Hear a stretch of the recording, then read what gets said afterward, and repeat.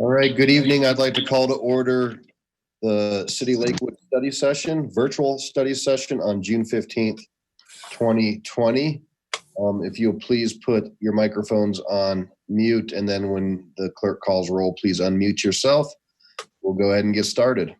Madam Clerk. Paul. Here. Abel. Abel. Here. Kathy's trick didn't work for me. It didn't me either. Vincent. Here. Guwine. Here. Vita. Here. Skilling. Here. Springsteen. Here. Franks. Here. Johnson. I'm here. LeBure. Here. Yeah, I don't think it works on the iPads, but. Harrison. Here. You have a quorum. Great. Well, thank you all for joining us this evening.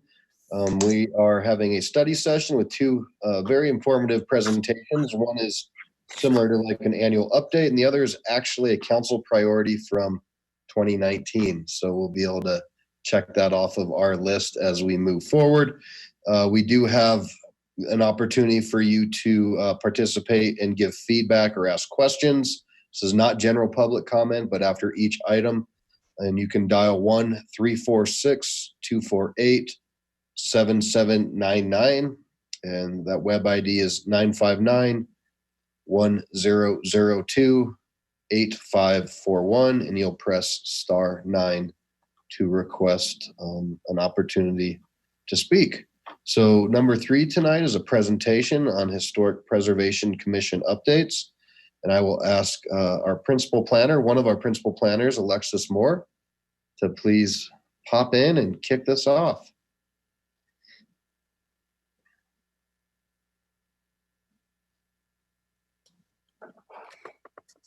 Good evening. Hi, all. Can you hear me? Yes, ma'am. All right. And I think we should have Chairwoman Jeannie Ramsey with us as well. Ms. Ramsey, are you there?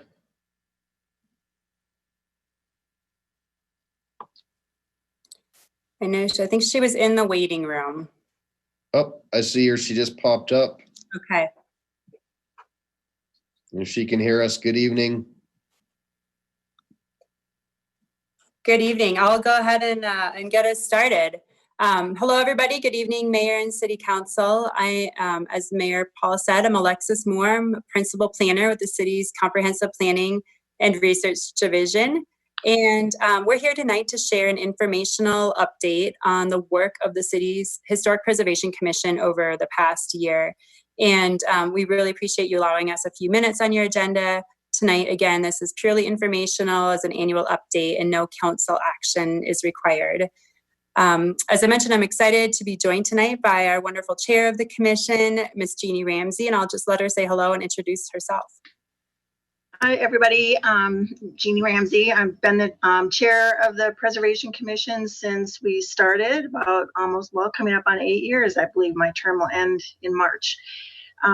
My background is architecture. I have a master's degree, and I currently am a full-time real estate agent. I own my own company here in Lakewood. So I'm excited to be joining you this evening. Hey, welcome. Thank you. Thanks, Jeannie. And I'll just kick it off just with a little bit of background that, as you saw from the presentation that you hopefully all had a chance to view prior to the meeting, and that is available for the public to view on Lakewood Speaks. Lakewood is a relatively young city, and we have a relatively young historic preservation program. We just became a designated certified local government a few years ago. And as part of that certification, it has a number of opportunities associated with it, including technical support and potential grant funding, and also several responsibilities. One of those responsibilities includes staffing our Historic Preservation Commission that helps to oversee our preservation program in Lakewood. Our commission consists of 7 members, and as you noted from the presentation, we currently have 2 vacant seats on the commission. We had advertised those 2 vacancies just before COVID hit, And we're really excited that we received a number of really wonderful applications, and we're looking forward to being able to fill these 2 seats soon, hopefully, so that we have a full commission again. As you saw in the presentation, the commission has accomplished a number of tasks over this past year with staff support. Some of the highlights include recently completing the Morris Park Neighborhood Survey Plan. And that plan was funded by a grant from the State Historical Fund. The final plan is available on the city's historic preservation website, which is lakewood.org/historic preservation. We also are in the process of awaiting the Colorado Department of Transportation's final survey plan. They funded and managed an effort to document all pre-1920s buildings in the city of Lakewood that had not previously been surveyed. And that final survey plan should be ready in the next couple of weeks, and we will have that available on the city's website as well. The commission also continued a number of outreach efforts about preservation in Lakewood, including a recent preservation to the West Colfax Community Association. And they also developed and have been distributing the 40 West Artline History Guide, which is a really nice resource that's available and distributed for free through local businesses and partners along the West Colfax corridor. As we mentioned in the presentation, there are several key future work items that the commission will be tackling in the coming year.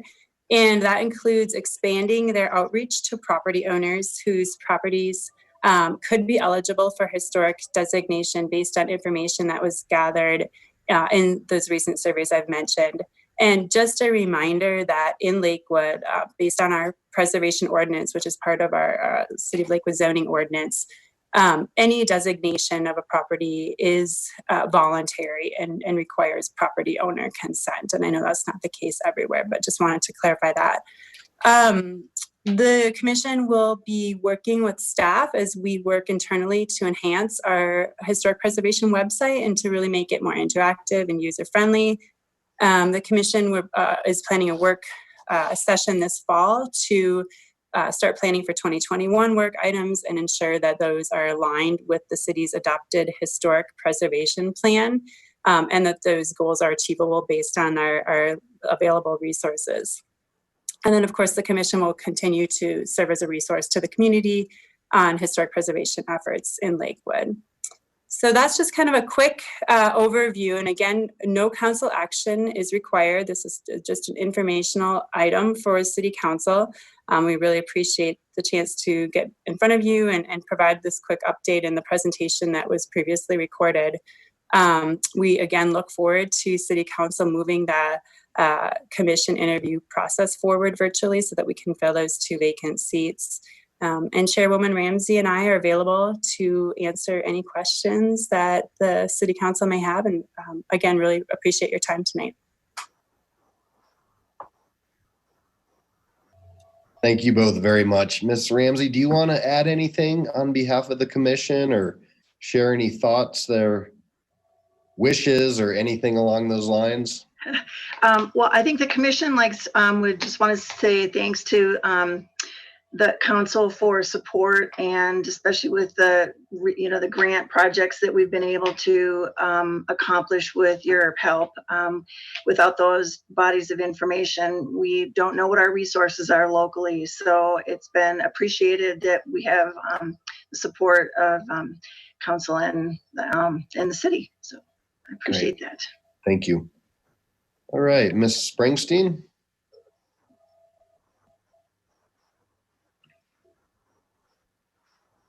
Yeah, I think maybe you answered my question, Ms. Moore, but being from Ward 3, one thing we often think about is the White Fence Farm. And I know up in Tiny Town, there's a miniature of White Fence Farm, and it has a lot of historical significance in Lakewood. And I always wondered why that wasn't designated a historical landmark instead of going toward development. But I think what you said is that has to be something that the owner seeks out. It's not something that the community can seek out. Am I understanding that right? That is correct. Designations can be brought forward by others. The ordinance lists who is allowed to make recommendations for landmark designation. City Council can do so. The Preservation Commission can do so. But it has to be done with property owner consent. So if that is not something that is supported, then it wouldn't be brought forward to council for approval. And Jeannie, please feel free to answer anything else on that if I didn't cover everything. Nope, I think you did fine. That was what I would have answered.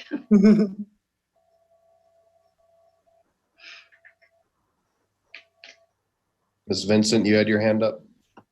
Yeah, I did. I just wanted to say too, Alexa and Jeannie, isn't part of the issue, I know we have a lot of old buildings, but a lot of them have also been modified, so they would not be eligible for any sort of historical designation. And I think White Fence Farm, if I recall, because we looked at that, I think at one time, and it had been altered tremendously from the original farmhouse. You're right. Any changes in the original character defining features of a building, those are some of the things that we look at for eligibility. And if a structure has changed significantly, that usually would preclude it from being nominated. So that could very well have been the case there. So I just have two comments. One is certainly to support you filling the positions that you will need or having the interviews take place. So whatever we can do, I think, to make that happen. This is kind of our new world. And so I think we're moving in a lot of different directions there. Secondly, and this gets a little bit more tricky, but I guess it's just a thought and certainly not any sort of actionable item because I don't know if it's legal to do so.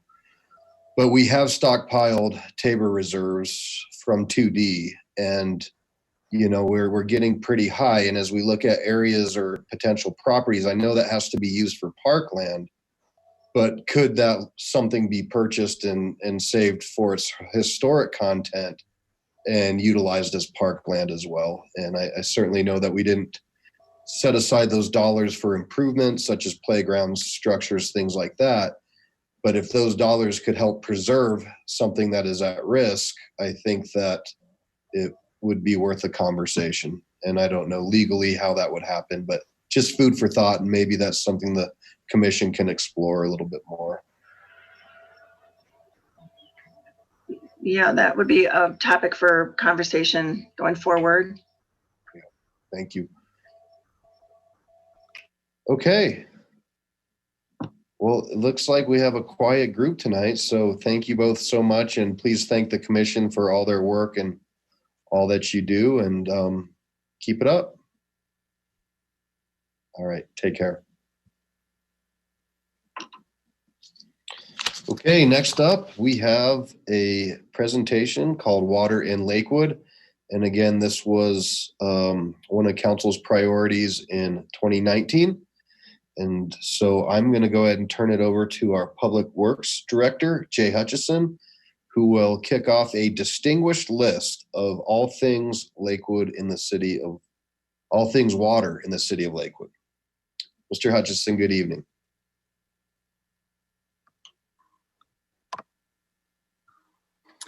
Thank you, Mayor. I appreciate the introduction. Thank you, City Council, and good evening. We will begin with a bit of a discussion that's going to actually include multiple different parties. And I want to start with a real broad couple of comments. The first being that, as the mayor indicated, this is a follow-up to a request from the City Council. There's no action proposed tonight. This is intended to be an informational presentation that you can take and move forward with in other ways. There is a broad list of topics that we will touch on that can be perhaps summarized in an old saying that might apply to Colorado, and that is whiskey is for drinking and water is for fighting. It's a very old statement. I'm not sure it was applied directly to Colorado originally, but it's relevant in that water is certainly an important component of the of society in Colorado. What I would like to start with is just a couple of other comments that I'm sorry, you'll have to hang on one moment while I get the right material here for you.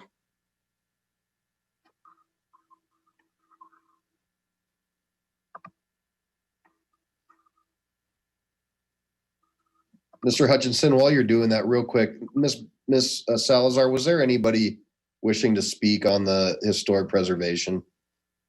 Okay, all right. Thank you.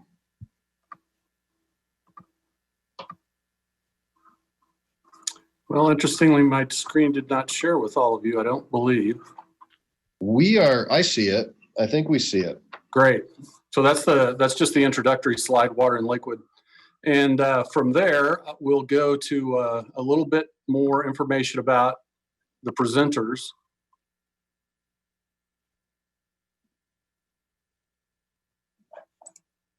And there will be 8 different speakers tonight. It's such a broad topic that rather than one person trying to cover all of the information, we do have some guest speakers tonight. They'll cover these topics. I'll introduce each one individually as we move through the evening. And it will go from very broad, statewide overview of water and water in Colorado and where water planning is and where it's headed, which includes some direct effects on Lakewood, and all through these other topics that you see listed here. To begin with, we'll start with that statewide overview, and I'd like to introduce from the Colorado Water Conservation Board, the Deputy Director, Lauren Riss. Ms. Riss has been with the Natural Resources Department of Colorado since 2012. She has a master's degree in environmental science and policy from the University of Michigan, and she was born and raised in Littleton, so a neighboring community.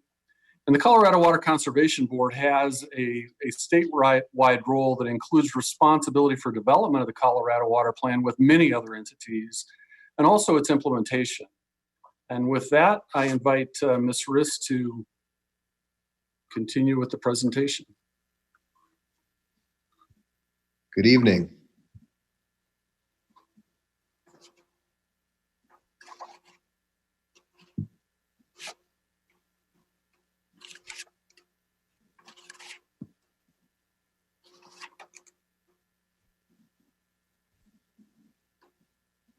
Hello there. Can you all see and hear me? Yes. Good evening. Welcome. Thank you for taking Great. time out tonight. Yes, thank you all very much for having me and for your interest. I'm going to try and share my screen. I have some slides to go over with you.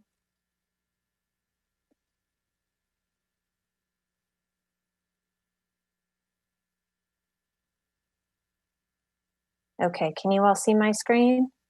Yep. Perfect. There you go. Nice. So as Jay said, I am with the Colorado Water Conservation Board, and just by way of orientation, the CWCB, as we call ourselves, are one of 7 agencies within the Colorado Department of Natural Resources. And we, I like to say, are the policy arm in the department. We don't have a regulatory role. As you would see with our sister agency, like CDPHE, the Public Health and Environment Agency. We really rely on the art of collaboration and funding. We have a variety of different grant and loan programs that provide funding to water supply projects. We do deal on the supply side. We don't do work on water quality or water treatment issues. But our main role in the state over the last several years has really been, as Jay said, the development and implementation of the Colorado Water Plan. I want to point out that we are governed by a 15-member board that was appointed by the governor. So we have a pretty strong oversight component to our organization, and we meet bi-monthly with our board.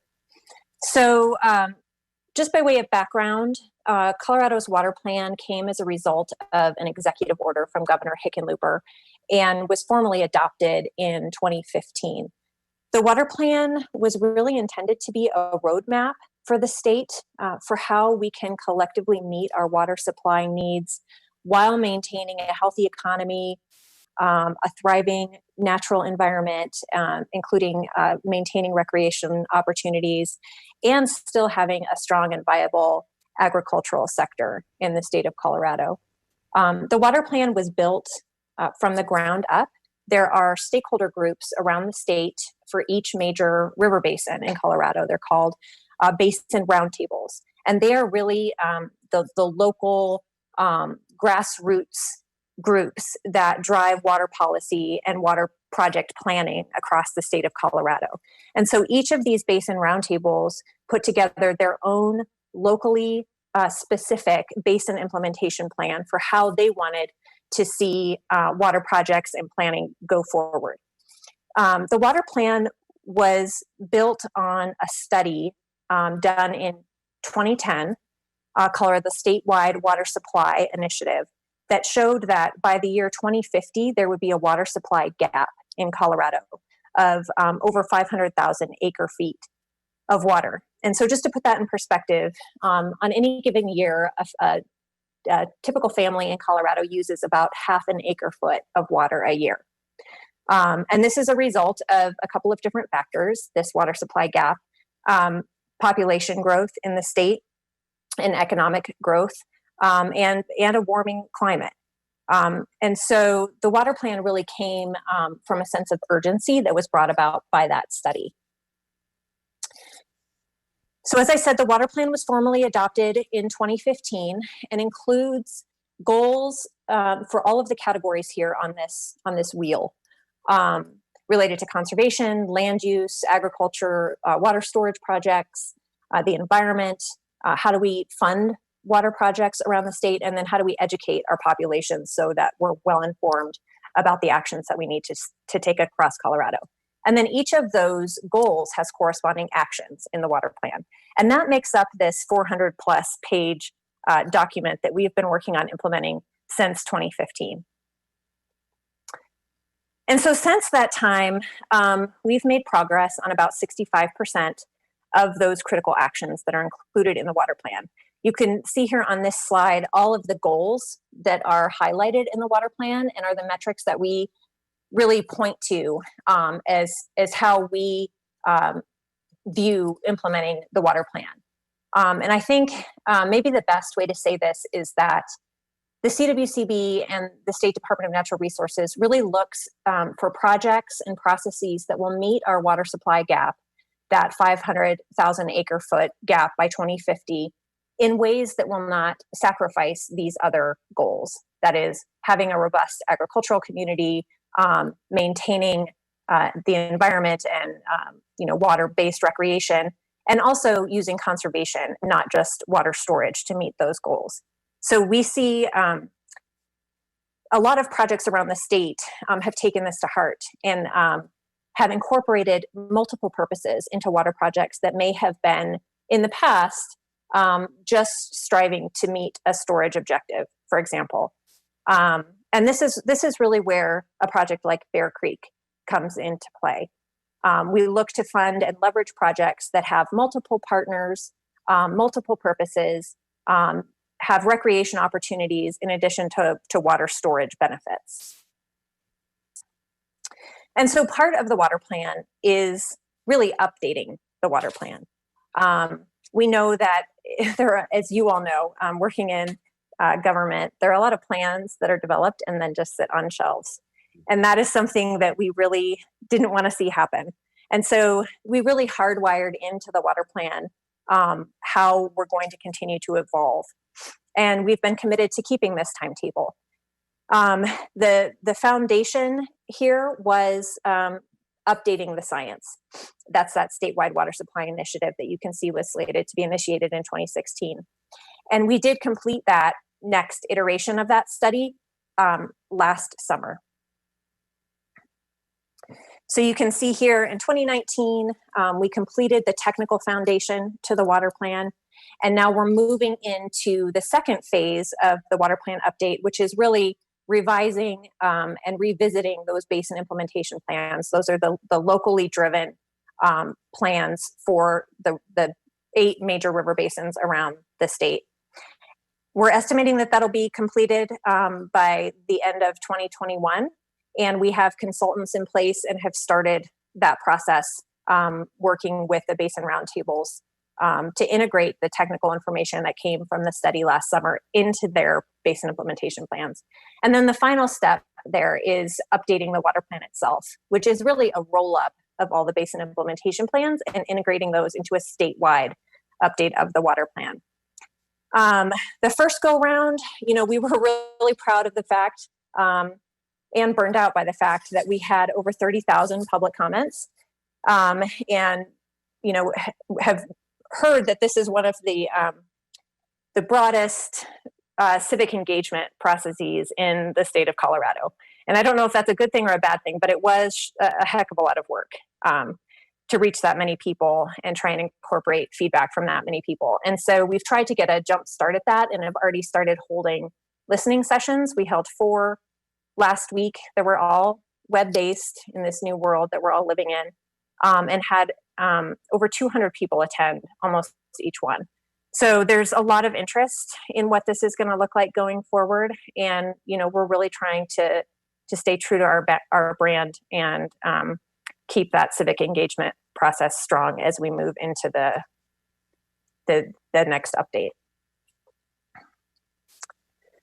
So the other thing that Jay asked me to talk about, which I'm sure is all of interest to this group, is what's going on with the Bear Creek Reservoir project. And I'm sure you all have heard a little bit here and there about what's going on.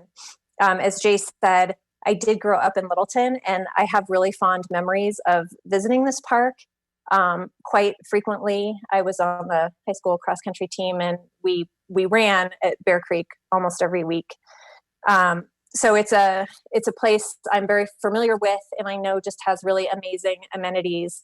And I'm sure you all are concerned about potential impacts from this project. So I'm not going to promise that this whole project is going to go smoothly, or I'm not going to try and sugarcoat it at all, but I hope that I'm able to at least alleviate some concerns going forward. So I'll start with just a brief history of the project, and hopefully it's just a refresher for you all. The dam was completed in 1977 and was part of the Tri-Lakes water project system, which includes Cherry Creek Reservoir and Chatfield Reservoir. The primary purpose of the reservoir is for flood control, but it also includes recreation, municipal and industrial use, and fish and wildlife enhancement as part of its authorized purposes. The project's active capacity for water storage is over 57,000 acre feet, but it's currently operated at a storage volume of about 2,000 acre feet. So quite a bit of room there.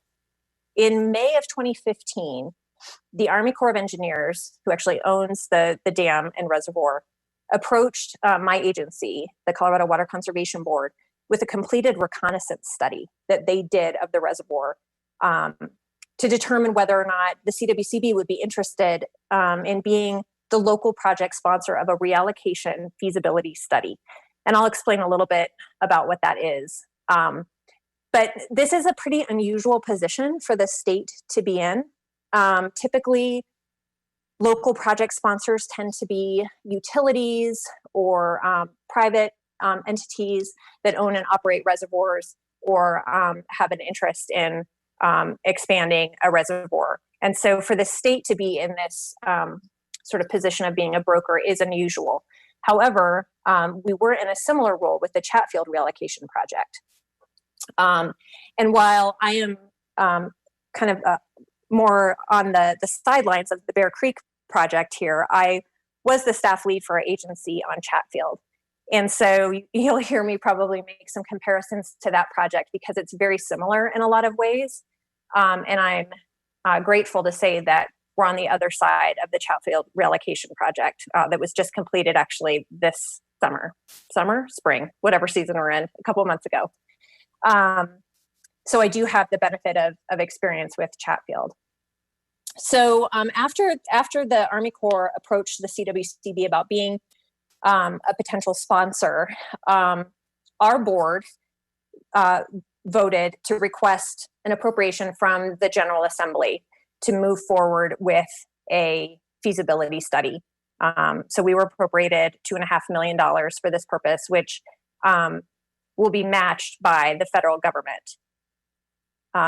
So a feasibility study is basically alternatives that are formulated and evaluated to determine which alternative will maximize the economic benefit of a water project while also protecting the environment. So it also includes an environmental assessment of what the biological impacts of a project will be, what the recreational impacts of a project will be, and a whole other slew of impacts, including socioeconomic, economic, the historical ramifications.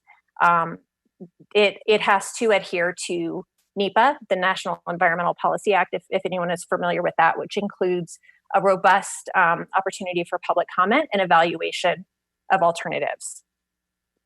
So that's kind of the effort that we are about to embark on potentially with Bear Creek. So I want to talk about the process and timeline going forward, with a huge caveat that this is what the Army Corps has laid for us as far as the path going forward.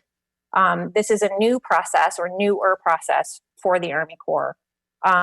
It's called their SMART planning, or their 3x3x3 rule, which is that feasibility studies be completed in no more than 3 years, that the cost is not greater than $3 million, and it requires 3 levels of vertical integration within the Army Corps bureaucracy. And their target length for the main report of a feasibility study is 100 pages or less. So this is significantly streamlined. The Chatfield reallocation project started in the mid-'80s, and the feasibility report was not finished until, I believe, 2014 or 2015. So we're talking like lightning speed here for a water project. And I will give you the spoiler, which is that this scoping process started in October of last year, of 2019, and we are still here in this timeline. And that is because shortly after this initial scoping team kickoff, the Army Corps realized that they needed to do an additional risk assessment. Something had changed between the time that they issued their reconnaissance study back in 2015 to now, where they determined that because of the population growth below the dam, and because of some change in how they are modeling the hydrology and the risk associated, they needed to do this extra review. And so upon hearing that news, we paused our agreement with the Army Corps to continue with this study until we have the outcome and result of this. It's called a semi-quantitative risk assessment. We are told that we will have that completed by September with a recommendation from the Army Corps about whether or not to move forward with this process in October. So what that means is, while we are at the very beginning of this 3x3x3 timeline, if their study comes back and shows that the risk is too substantial, that's where the process will stop, and we will not be moving forward with the feasibility study. So unfortunately, I don't have much more in the way of an update for you, because we had barely just gotten started with this scoping process. Then it was put on pause. So, so much for 3 months. It's already been over, almost a year at this point. And we'll just see. It's kind of a black box, their risk assessment right now, and we don't really have much of an insight into what their recommendation will be come this fall. I did want to show you a map of what it would look like to add the 20,000 additional acre feet of storage in Bear Creek Reservoir. You can see the yellow line there is the park boundary. The black bullseye there in the middle is the current storage. And then the additional 20,000 acre feet is in the lighter blue color. And so you can see it takes up quite a bit of park real estate. And, that is something that will obviously have impacts to the park itself. And I believe you're going to hear from another panelist a little bit more about what that might look like. What I wanted to tell Mr. Mayor and the City Council here is that I said in the beginning this project was pretty similar to Chatfield, the Chatfield relocation project, where we added 20,000 acre feet of water storage space. The water level in times where we're storing the maximum capacity will increase by 12 feet. And it was a major project in the state park. And what that looked like on the ground was $171 million worth of infrastructure and environmental mitigation projects, including moving the swim beach out to accommodate the rise in water level, moving parking lots out, moving roads out. I mean, it was a major construction project, including riparian area enhancements to compensate for some of the environmental consequences of the project. All of that was paid for by the participants in the project. Everything in the park was required to be replaced as it was impacted. It was a like-kind replacement. And so I think there's quite a bit of hard infrastructure at the Chatfield State Park, meaning lots of pavement, lots of actual structures that had to be replaced. So I don't anticipate that if this project were to move forward, that those would be the same kind of impacts that Bear Creek would see.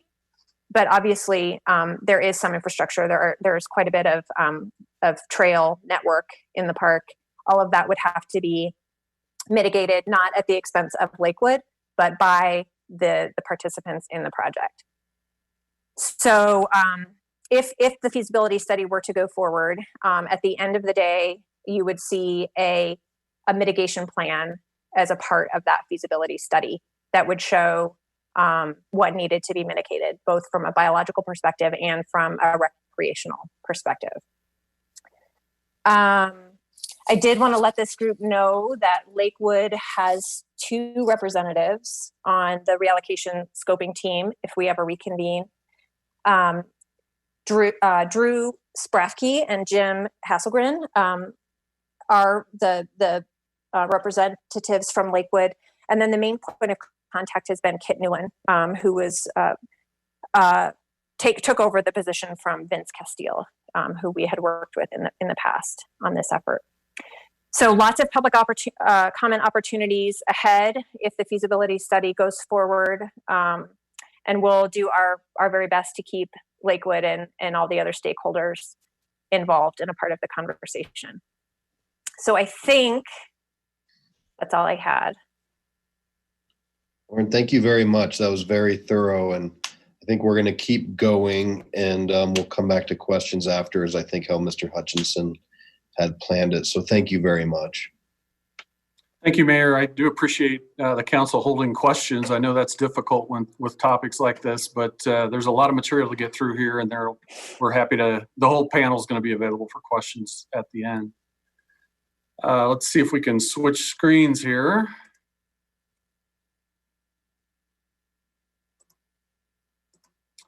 And we will move on to the next topic, which is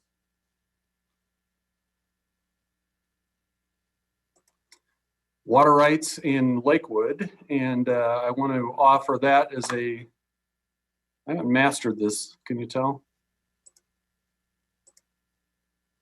Neither have I, Mr. Hutchinson. No worries. You're doing just fine. I apologize. But we have a gentleman here who does know water rights and the Lakewood experience with water rights. He has been Lakewood's water rights attorney for 43 years, Mr. Ray Petros, who's been associated with Petros and White for that whole time. And yes, I did say 43 years. So he has been a key in this, in Lakewood's water issues, frankly, all that time. His efforts have assisted the city in including things like purchasing shares and contract rights in local ditches and reservoirs, in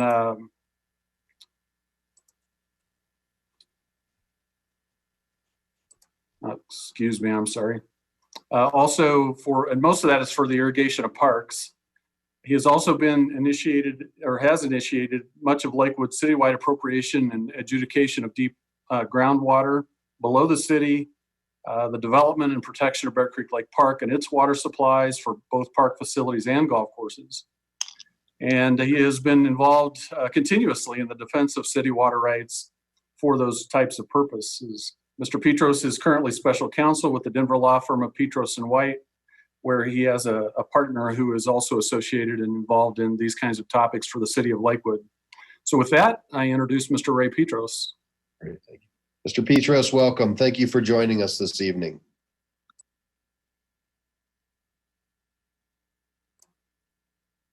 You may have to unmute your computer. Can you hear me now? Yes, sir. Good evening. Welcome. Well, it's a pleasure to be with the council tonight. And it's been a special privilege over the last 43 years to have served the city as its special water counsel.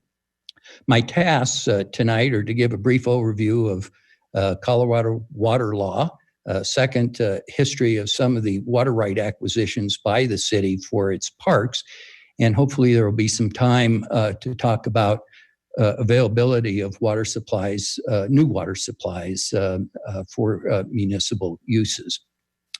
Before I begin that, my presentation, I'd like to comment a bit about the prior presentation about the Bear Creek Reservoir reallocation.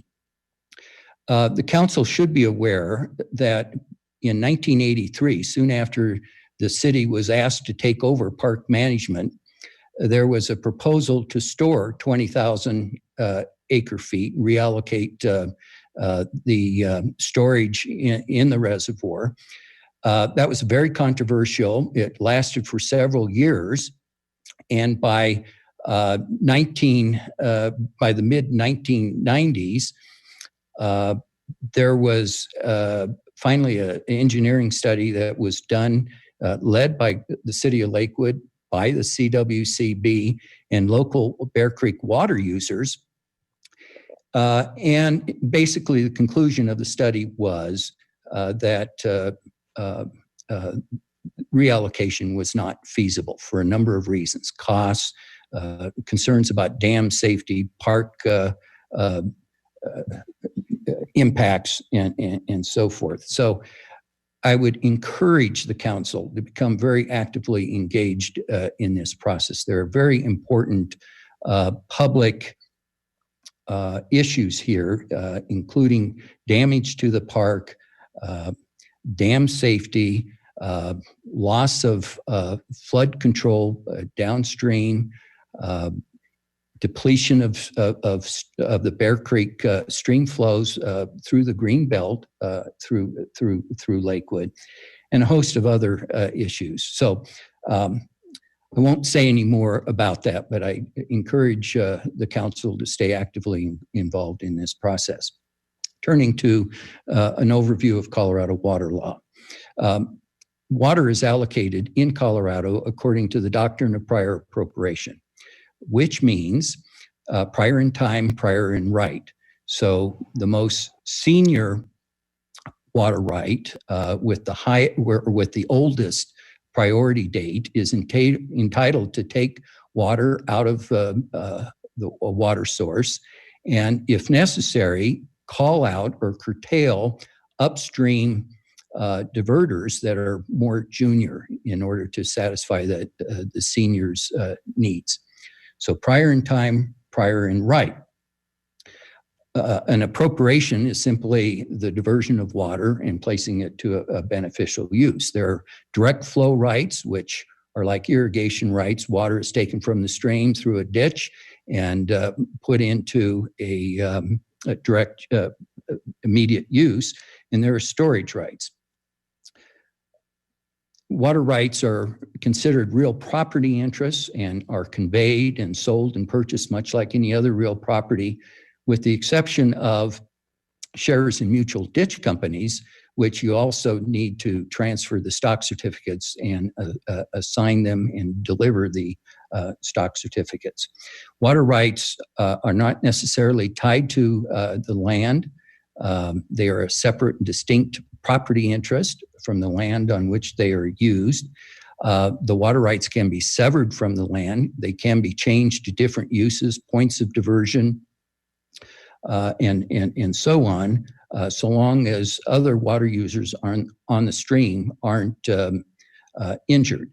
And the injury question really hinges upon ensuring that the new use does not exceed the limits of the historical use of the initial use of the water right. The change has to be approved by the water court. We also talk about plans for augmentation. That's where junior appropriators, such as a well, can basically make out of priority depletions to the stream, so long as there's a plan in place to replace the depletions with releases of water from a reservoir or from refraining to exercise a senior water right and leaving the water credit in the stream. Water rights are adjudicated by a special water judge and water court in each of the 7 water divisions in the state, mirroring the major drainages in the state. Lakewood is in the South Platte Drainage Division 1. The water court is in Greeley. Water claims for changes of water right, approvals of plans for augmentation, new water rights. You file an application in the water court. There's notice given to other water users who can then file statements of opposition, and the litigation at that point is joined and carried on much like any other civil litigation. One difference is that the decree of the water court can be appealed directly to the Colorado Supreme Court. The city does and has periodically joined as an objector in water court cases in Clear Creek and also Bear Creek in order to protect the city's water rights. Let's move on to the city's acquisition program. In the mid-1970s, the city had the foresight, and this was a couple years before I joined the city, to set up a water acquisition fund. And I believe that was every year they appropriated $100,000 into the fund to acquire water rights, ditch rights that had been formerly used on farmland within Lakewood. But because of urbanization, farms were being taken out of production, and water rights and shares in mutual ditch companies were becoming available. So with the funds that were built up, the city through the late 70s and 80s and into the early 90s acquired quite a few shares in mutual ditch companies. As an example, the city acquired numerous shares in the Agricultural Ditch and Reservoir Company out of Clear Creek. The water is used, as I understand, on Addenbrook Park and Belmar Park. Again, it's untreated water. It's non-potable water, ditch water, so it saves the costs of treatment. It also acquired numerous shares in Bear Creek, the Pioneer Union Ditch Company, as an example, which is the prime infrastructure that serves the Fox Hollow Golf Course. And so the city acquired shares in the Pioneer Union Ditch, the number 5 priority on Bear Creek, the Warrior Ditch, the number 4 priority, and the Hodgson Ditch, number 3 priority, along with shares in the Soda Lakes, all are used to irrigate the golf course and other park amenities at Bear Creek Park. So I must say the city picked the exact perfect window of opportunity to acquire these shares. I would say at this time, there are probably no further shares available in the Bear Creek drainage. The few shares that might be available in the agricultural ditch, there's stiff competition by other water providers like Consolidated Mutual and Coors and others. So the chances of acquiring many additional shares in these irrigation ditches is probably over. Let's talk about a little bit about the city's appropriation of deep groundwater. They're deep aquifers from 400 feet to approximately 2,200 feet below the city. The Arapahoe aquifer and the Laramie Fox Hills aquifer. This is considered non-tributary water, which means that water is not hydrologically connected to the surface streams. And it's unlike surface water and tributary aquifers, which are governed by the doctrine of prior appropriation. Non-tributary groundwater is allocated by state law in proportion to overlying land ownership or by consent of the landowner to an appropriation of the water underneath the land. So the city in 1979 decided to begin a citywide appropriation of all the deep groundwater. They did so somewhat as a defensive measure to prevent others from doing it, but also to have a consolidated well field. The city owns approximately 35% of the land area through streets and parks, but it was unable to really have enough contiguous land ownership to have large appropriations of water. So by having a citywide adjudication, it solved that problem because you could have a unified well field. So after 10 years and a pioneering effort by the city passed an implied consent ordinance, which stated that residents consented to the city's appropriation of the water unless they filed a non-consent with the city. Those non-consents were compiled by the city. The end result was about 10,000 acre feet per year of water that is available to the city, about half in each of the Arapahoe and in the Laramie Fox Hills aquifers.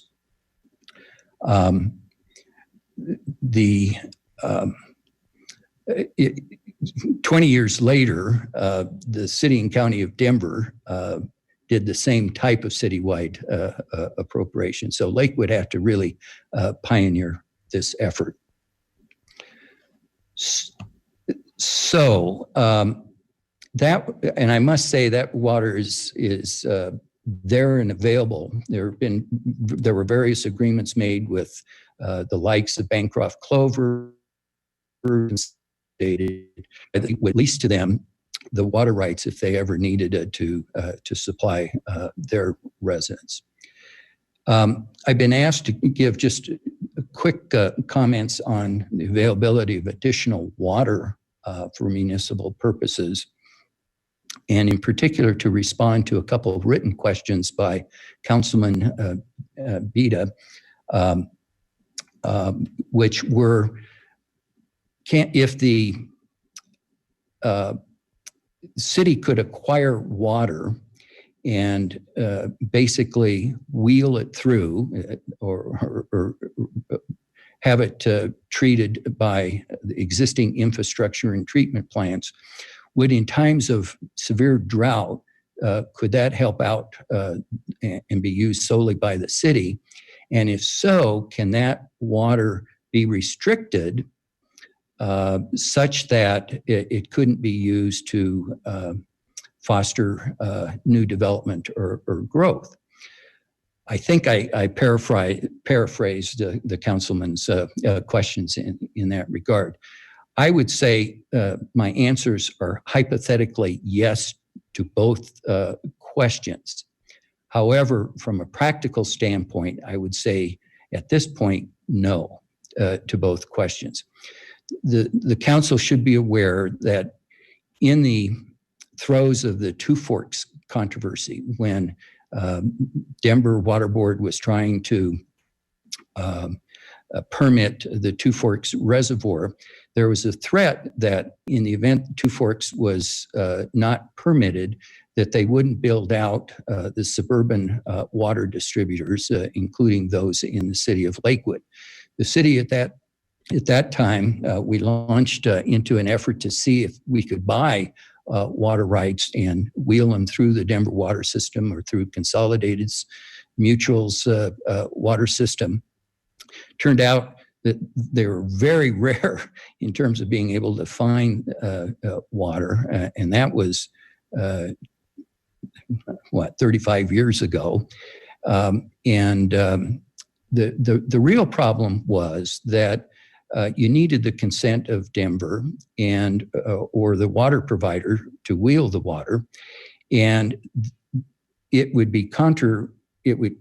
basically contradict their own efforts at acquiring water supply. And if they allowed all of the different water districts go out and buy water and bring them into the city system, then they would be in effect competing with Denver or Consolidated in that. There are also issues we thought about: can we integrate our non-tributary wells and put them into the treated water system?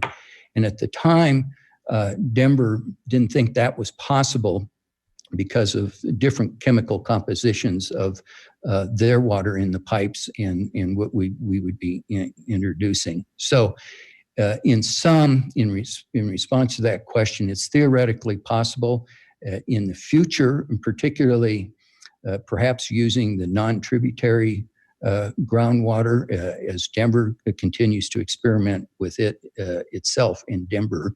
That may be a possibility, but there are substantial barriers to it. I might also state that with the city's portfolio of ditch rights that it uses for parks and golf courses, in an extreme situation, the city could stop using those and instead lease them to water providers to get over the extreme drought. And for example, the ag ditch going into the Consolidated Mutual system, or some of the Bear Creek rights going into the Moffett treatment facility of Denver. So I hope that answers those questions. Essentially, my view is that all of the high altitude water is gone.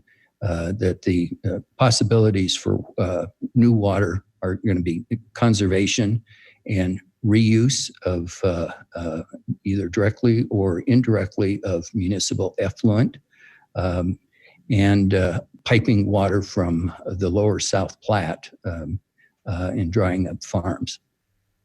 So that concludes my presentation for the moment. Petros, thank you very much. Much appreciated. Thank you. Mr. Hutchison. Our next speaker is going to address non-potable water in a little different fashion. As you might guess, people originally organized around water for agricultural purposes in Colorado, and thus the development of these irrigation ditches that Mr. Petros mentioned just a moment ago. And Lakewood uses it for a number of things, as Mr. Petros mentioned, for watering parks. It's used for watering lawns. It's used for watering gardens. It's not just the city that has those rights, but many of the citizens in Lakewood also do. It's been said that the hierarchy in life is first God, second the irrigation ditches, and third the railroads. The railroads might dispute that, but they're not on the call, so we'll go with that order for tonight. And the point is that the irrigation ditches preceded all of us, and short of the farms that were here originally when those were constructed by the people who farmed, basically, and they certainly paid for it. we all have encroached into that world, and that world remains for a variety of reasons. And I want to introduce Mr. Ben Moline, who will talk about this a little bit. Mr. Moline is the Senior Manager of Water Resources and Environmental Compliance for the Molson Coors Beverage Company. He's based in Golden. He oversees legal and policy aspects of water rights that impact the Golden Brewery, as well as water and environmental opportunities for the entire organization. And here's the reason that he's an excellent speaker for this purpose for you, City Council. Molson Coors Beverage Company owns and operates several ditch companies, including the Rocky Mountain Ditch, which runs through Lakewood. Ben is also the president of the board for the Agricultural Ditch and Reservoir Company, also found in Lakewood, which controls both the agricultural and Welch ditches, both of which enter Lakewood at various points. Ben is a civil engineer who has worked on water and environmental issues in California and Colorado for nearly 20 years. And with that, Mr. Moline, the floor is yours. Great. Thank you. Thanks everyone for having me. Can you hear me okay? Yes, sir. Welcome. Thank you for being here. All right. Absolutely. Happy to be here. I'm going to share my screen. I have a few slides here. Hopefully it pops up okay.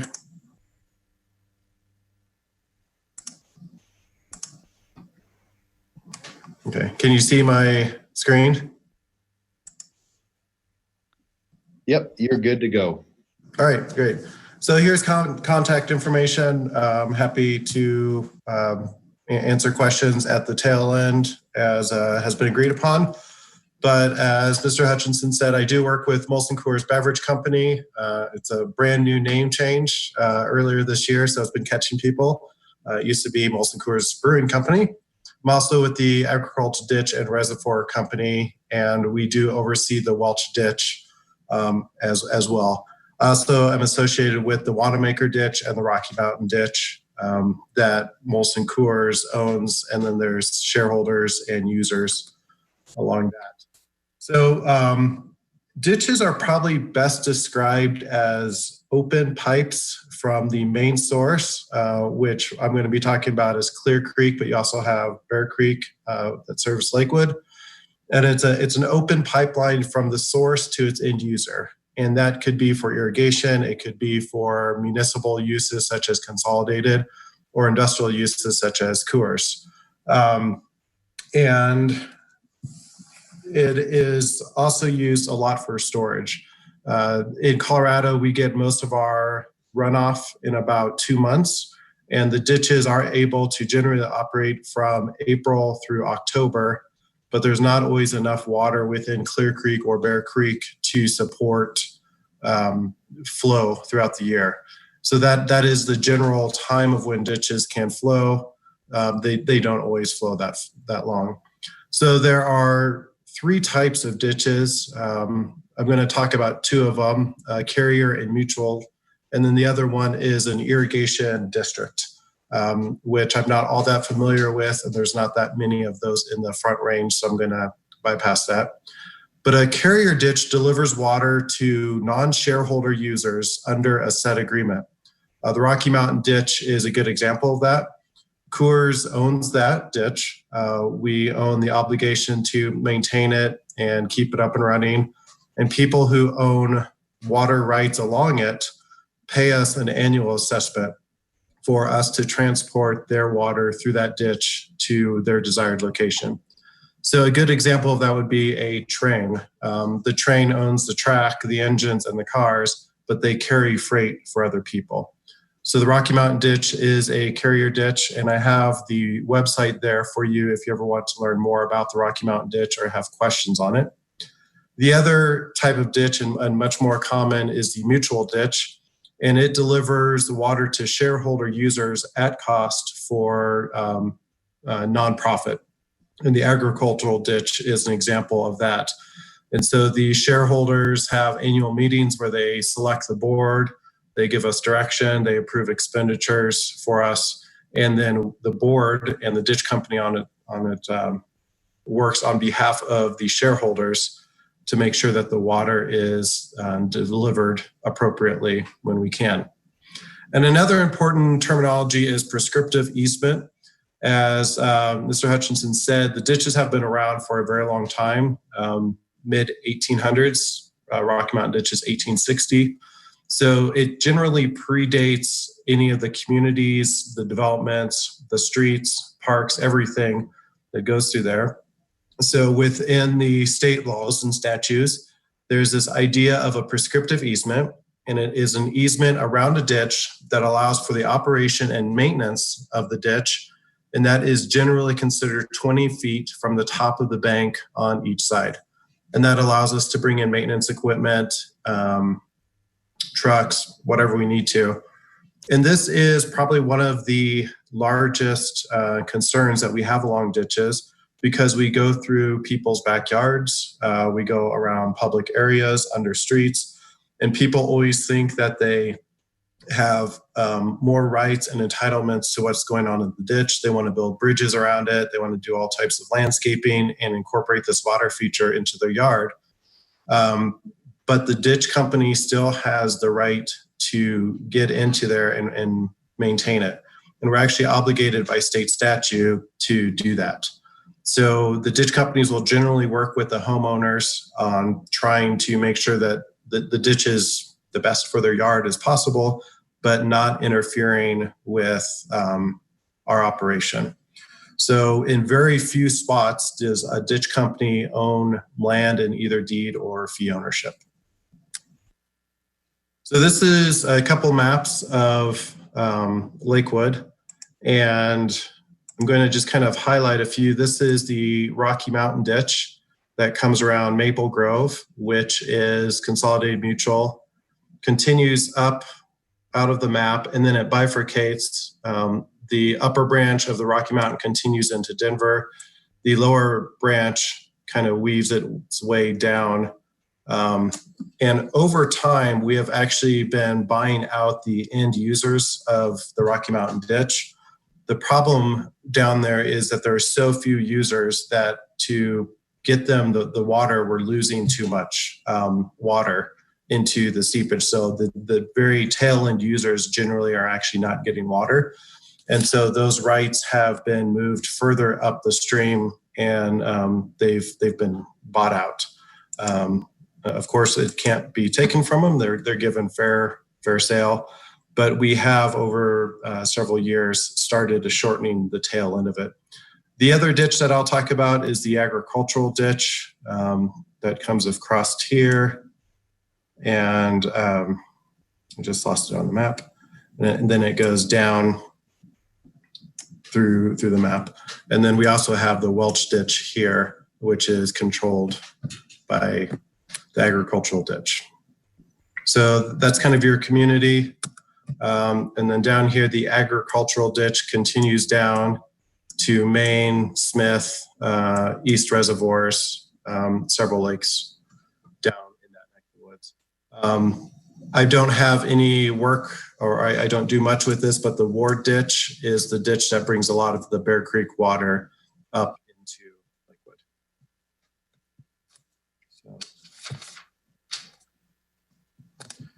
So I'm going to talk a little bit about how ditches are operated and governed. As a little disclaimer, I am not a lawyer. I am a civil engineer by training. So I'm going to cite some laws that we use on a day-to-day basis.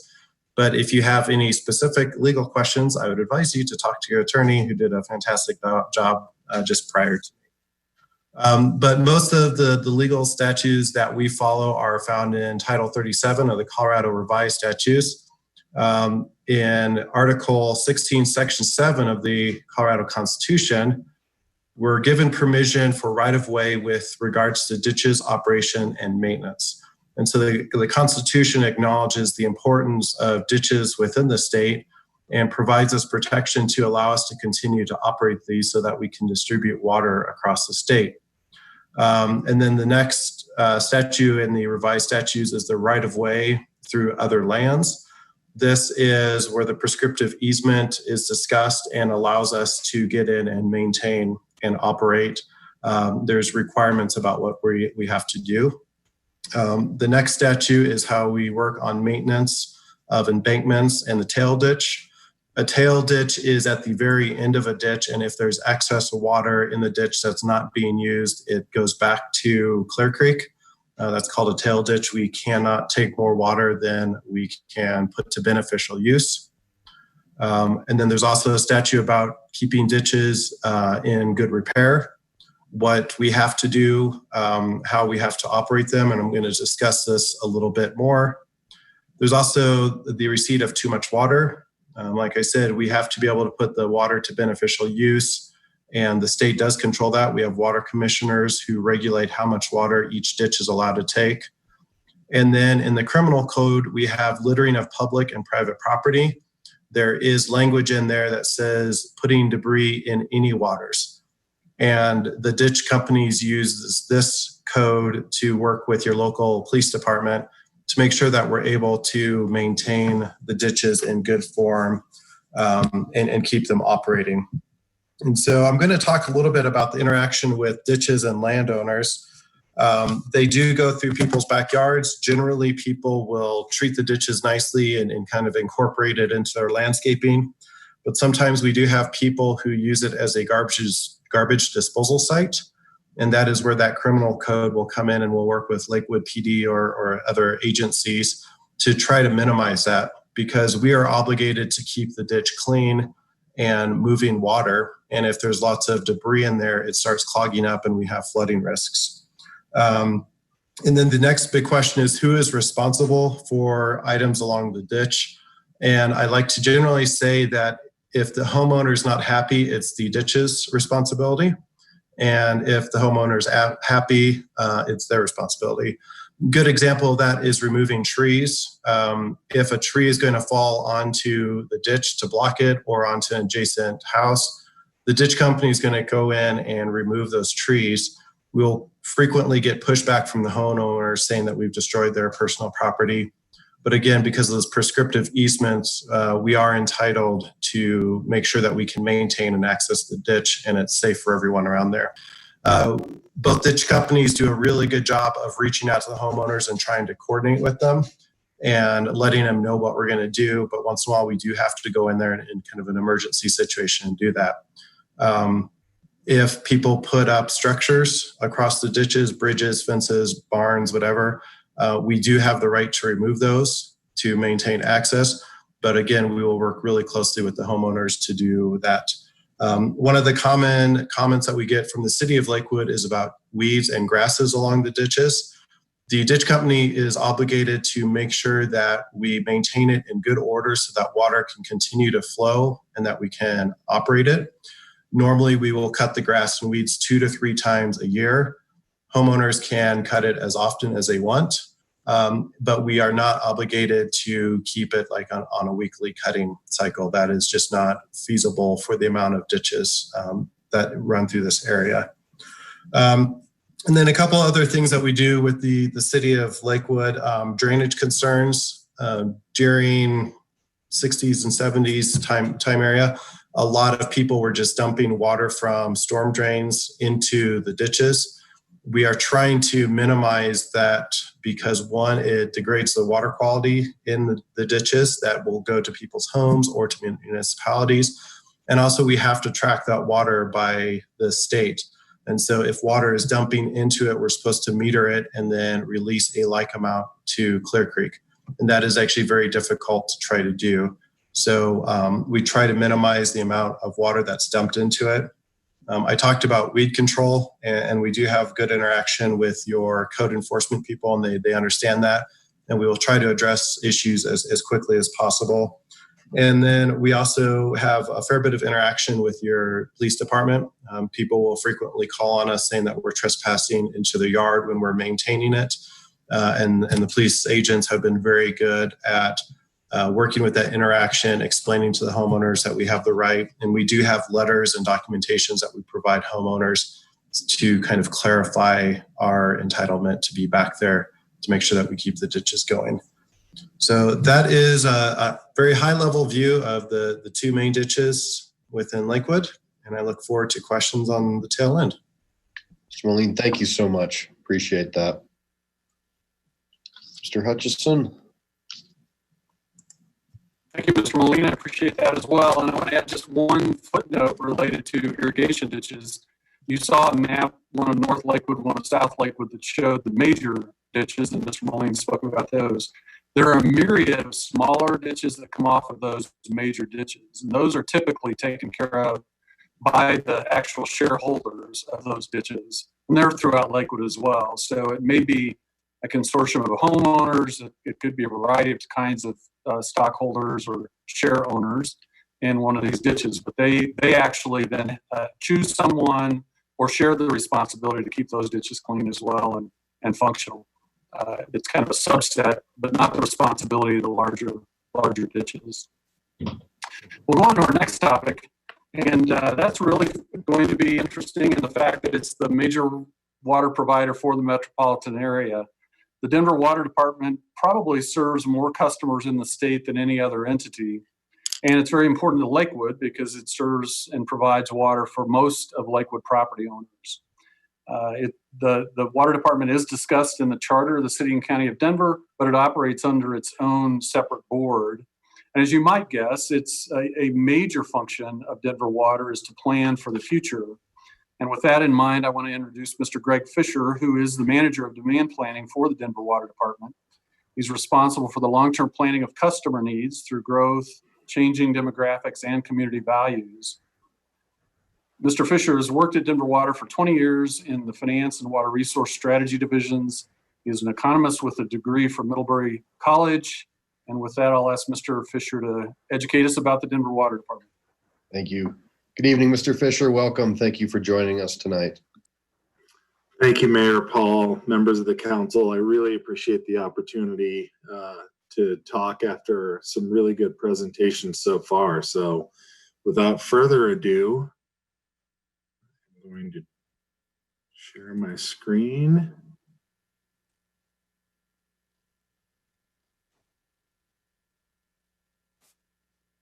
Can you see my... Yes, sir. You are good to go. Okay. So obviously there's a lot to talk about in water, and Denver Water is involved in so many things. In the Denver metro area, there's a lot to talk about. So I'm going to give you a very broad overview tonight, but then also give you some resources with which to dive deeper on any topic that you'd like to. I'm also at the end of this going to attempt to answer Councilor Bita's two questions that I got from him. So just a quick overview and show you our service area, a little bit about our water collection, treatment, distribution, how we get the water to you, really how we're trying to meet our customers' needs now and in the future with scenario planning, some of our biggest initiatives, and then, as I said, really how you can stay informed in case you have more questions about Denver Water. So the broad overview is we just turned 100 in 2 years ago, so we're over 100 years old, governed by a non-political 5-person board appointed by the mayor really to provide separation from the city of Denver. Water was a very political topic back then, as it remains now. So I think the structure is a very good one. All of our water supply comes from mountain snowpack and surface runoff into reservoirs, which I'll show you in a little bit. We provide both drinking water and recycled water for over a decade now on the recycled water side. We serve 1.5 million people, so that's about a quarter of the state's population, with less than 2% of the water withdrawals in Colorado on less than 1% of the land area in Colorado. So pretty efficient use of water and land for a quarter of the state's population. As you can see, we have 3,000 miles of pipe in our distribution system, and our collection area is over 4,000 square miles. Here's a very, excuse me, I'm gonna try to switch over. I think you might. Here's a very basic graph of our service area. And you can see about half of our customers live in the city and county of Denver. The other half live in our suburban distributors. Just for orientation, that hole in the middle of our service area is Englewood. They have their own separate water system. This is a tighter view on your city. As you can see, the red line really indicates our service area. So the vast majority of Lakewood is served by Denver Water, which a couple people have mentioned already tonight. So distributor area. So we really view this, and this will get to one of Councilor Bita's questions. We really view our system as an integrated system. It's not Denver and distributors. It's really integrated between our treatment plants, our water system distribution, water quality. We really view this as a single system with many partners. There are 63 contracts we refer to as distributors. There are 3 different contract types, and in Lakewood you have all 3 of them. So the first is master meter, where we really provide water wholesale to the district, and then the district is responsible for distributing, maintaining its distribution system, and billing its own customers. The second is a total service district, where Denver Water maintains the entire distribution system and bills the customers completely for the district. And then read and bill is right in between that, where we will read the customer's bill, read the customer's meters and bill them, but the district is responsible for maintaining the distribution system. So as I said before, Denver Water does all of the water quality testing and reporting for the integrated system. Lakewood has over 10 distributors, and as I said, some of each of the 3.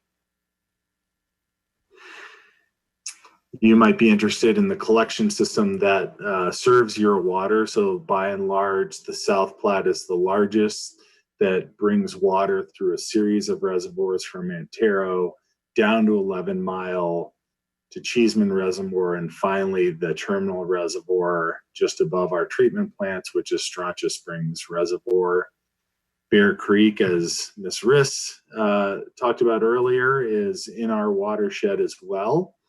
Another major one that you'll know well is our Upper Blue, which feeds into Dillon Reservoir and then is fed through a 26-mile long Roberts Tunnel into the North Fork of the South Platte, ends up at the same terminus point at Strontia Springs Reservoir. A completely different system is our Moffett collection system that starts at the Upper Fraser River around Winter Park, goes through a water tunnel which shares the tunnel for the ski train, the Moffett Tunnel, and then to South Boulder Creek, finally ending up in Ralston Creek and going to our Moffett treatment plant, and eventually our North Water Treatment Plant, which is being built right now, which I'll talk to you in about a little bit. We also have smaller systems that are substitution systems. For Williams Fork Reservoir is one of those, where water doesn't get directly into our system, but we use it to make releases so that we can store water upstream in Dillon or divert off the Fraser River. As I mentioned, we have a vast distribution system of over 3,000 miles. That Snow Mountain runoff is fed through various siphons and pipes to 3 drinking water plants in the metro area, 2 south of Chatfield Reservoir, 1 north on the north side of our system. Each of those are run in coordination with, as I've said before, an integrated system and pushed into our distribution system, where it is commingled throughout. So everyone gets the same water quality throughout the system, regardless of the source that they see. Moffett Treatment Plant, which is closest to you, is our oldest plant and the reason why we are building a brand new plant, North Water Treatment Plant, to eventually replace it. As for the long term, I think I don't need to tell you that the uncertainties we face in the future are becoming more and more, and our ability as planners to really predict what's going to happen is going away quickly, if not already gone. So Denver Water, about a decade ago, adopted a scenario planning approach. And really what we do with this is look at a lot of potential futures, prepare for as many as we can, really come up with the options that we can so that we are not caught unaware, given climate change, given how our communities are developed and how population grows, given how the Denver metro area's economy progresses. Each of those are obviously independent variables of one another, and really understanding how each one of those move independently helps us plan and prepare for each of those. So as you imagine these futures out here, really depicted by the A, B, C, and D, you can start backing up and saying, okay, what are the things that will happen, whether it's a tremendous population growth like we've seen in the last 5 years, really greater signs of climate change. What are the things that will trigger different projects or different actions from Denver Water to ensure that we're still meeting the same service levels that we currently enjoy and that our customers benefit from? We finally back that up all the way to the present because, as you know, as we maintain our current system, we're making decade-long decisions about current infrastructure and really having an understanding of the uncertainties we faced, and those trigger points help us make decisions about how to rebuild and rehabilitate all of those facilities. Some of the futures, really, you can show them in a couple of different ways. What we really tried to look at was different development types, different economic strength and weaknesses for the Denver metro area. And as I mentioned, climate change is a big driver for us in the water industry in terms of scenario planning. So really seeing how climate change may or may not happen, and really starting to understand what options are available to us in the event that it gets hotter and drier and our customers need more water, but supplies may be decreasing. So anticipating that, preparing for it, and making sure that we're meeting needs far into the future.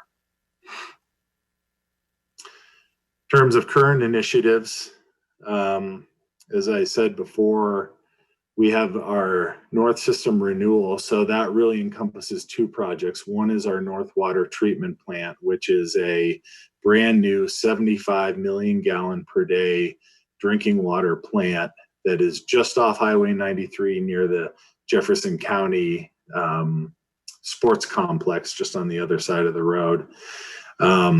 So it will eventually replace Moffett Treatment Plant. It can be expanded to a 150 million gallon per day treatment plant, has some state-of-the-art treatment capacity, so that, as I said, from a scenario side, really can be prepared to treat more challenging water if we ever see it, whether it's a wildfire or other reasons.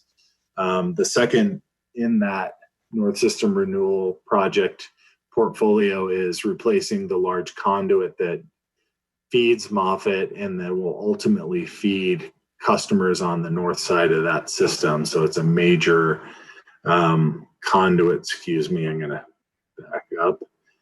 Major conduit that is, sorry,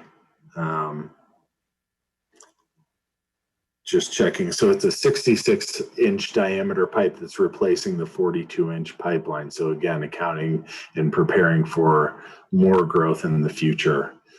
Growth reservoir, I'm guessing you've heard some about this. This is our long-standing project that we started permitting for in 2002. It has been an extremely long permitting process.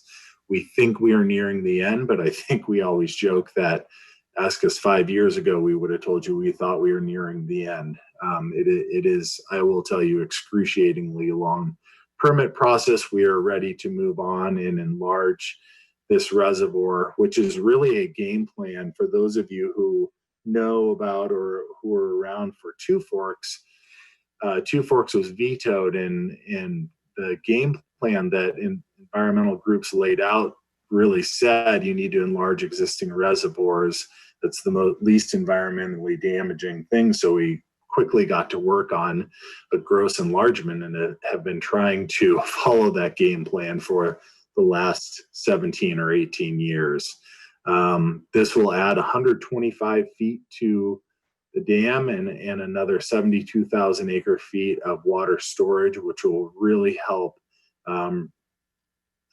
guard against future droughts. Finally, the lead reduction program. Again, I think you may have heard some about this. This has an EPA approved comprehensive lead reduction program that consists of everything from increasing water pH, creating a service line inventory map, to removing all the lead lines, and providing customers with filters. So we are in the first year of the program. I believe you will hear more about that. For those of you who have heard and haven't heard much about it, it's really important to understand that there is no lead in the water delivered to Denver Water customers, but lead can get into the water if it leaches from lead service lines that are owned by our customers. So the program is really designed to, rather than put a Band-Aid on that system, to get the lead service lines out of our system through this program. So we're excited that we've finally started on this program, and I think it will really solve a nice public health concern that we've had. Just to wrap up here before I get to Councilor Bita's questions, obviously you can stay informed in a number of different areas. If you're interested in these particular programs, we have a lead reduction program, dedicated site, gross reservoir expansion, and North System renewal. I'll say thank you, but then I'm going to switch over and just read you directly. I have Councilor Bita's questions. So the first is, since Lakewood residents receive their water through a number of special districts, most of whom buy their water from Denver Water, in the event of severe drought, do the residents of the city of Denver have priority of water delivery over Lakewood residents? In other words, would the residents of the city of Denver be subject to the exact same water use restrictions as Lakewood residents? So the short answer is, city of Denver does not have priority. We do enact the same water use restrictions, and that's really governed by the distributor contracts you have. Not having reviewed every single one, they do generally say that water restrictions in a drought need to be at least as severe as or as strong as Denver Water's, but the distributors really retain the flexibility to modify those or even strengthen those as they see fit. So generally speaking, they are the same. When we get into a drought, our practice has been, and I have now been through at least 2 droughts at Denver Water, our practice has been we treat all customers in the similarly situated in the same way and put on the same restrictions. Second question, in the event of a severe drought, is Denver Water subject to rationing on a regional basis by the U.S. Department of the Interior or other U.S. government agency? Yes, we are. It is the Upper Colorado River Commission. If so, how would the rationing be determined? There has been no determination yet. There have been a lot of discussions, but no determination of how that would happen or what it looks like. Is such rationing dependent on the water levels in Lake Mead or Lake Powell? It's not dependent on the water levels. It is determined on a 10-year rolling average of deliveries to the lower basin from the upper basin. His last part of the question is, how close are we to water rationing now? We think because we are generally ahead of those deliveries on the 10-year rolling average, that it is not likely in the next several years. And is all of this provided for in the Colorado River Compact? Yes. So there are the answers. With that, I am happy to answer questions at the end of all of these presentations. Thanks for your time. Mr. Fisher, thank you very much. Well done. Thank you. Mr. Hutchison. Thank you, Mayor. I'm going to share my screen one more time so that I can show you a map. We're narrowing down. That's not what I wanted to share. We're narrowing down to the last portion, or the second half, really, of the presentation, which includes the a tighter discussion about the city of Lakewood specifically. Oh, that's interesting.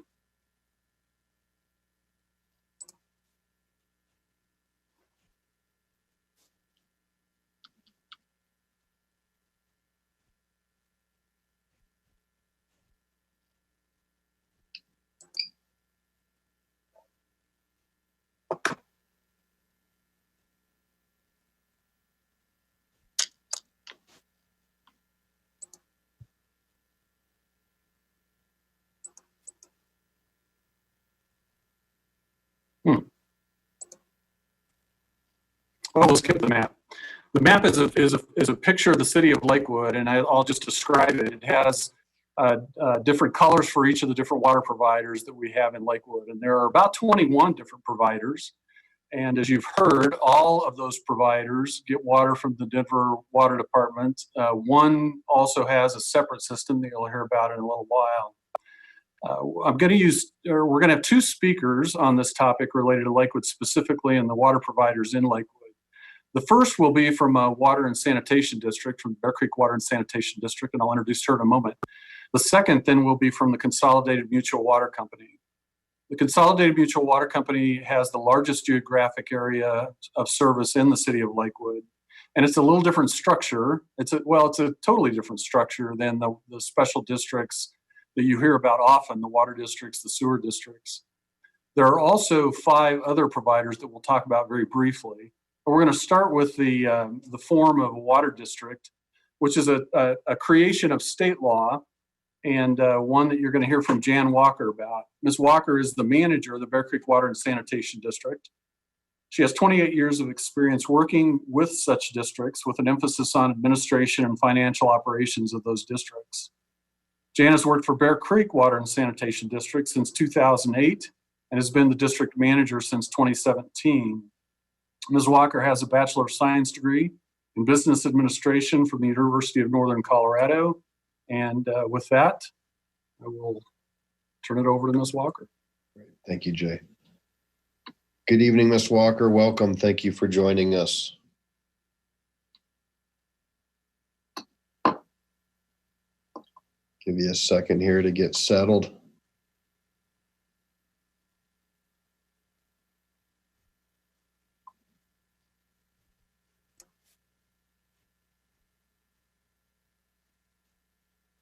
You may need to unmute your audio and turn on your video. Yeah, it looks like.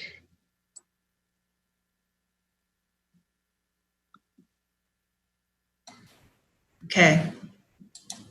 We can hear you. I don't know what's going on with the audio. I'll just go ahead. Bear Creek Water and Sanitation District was formed in 1962, so about 58 years ago, for the sole purpose of providing water and sanitary sewer service to the district residents. And we're a special district in the state of Colorado, which is Title 32 of the Colorado Revised Statutes. About a little under 75% of our district is located within City of Lakewood, and the remaining 26% is in unincorporated Jefferson County. So our district is about 4 square miles, and we serve a daytime population of about 32,000 people, and then about an estimated population of over 38,000 is projected at the ultimate development of the district.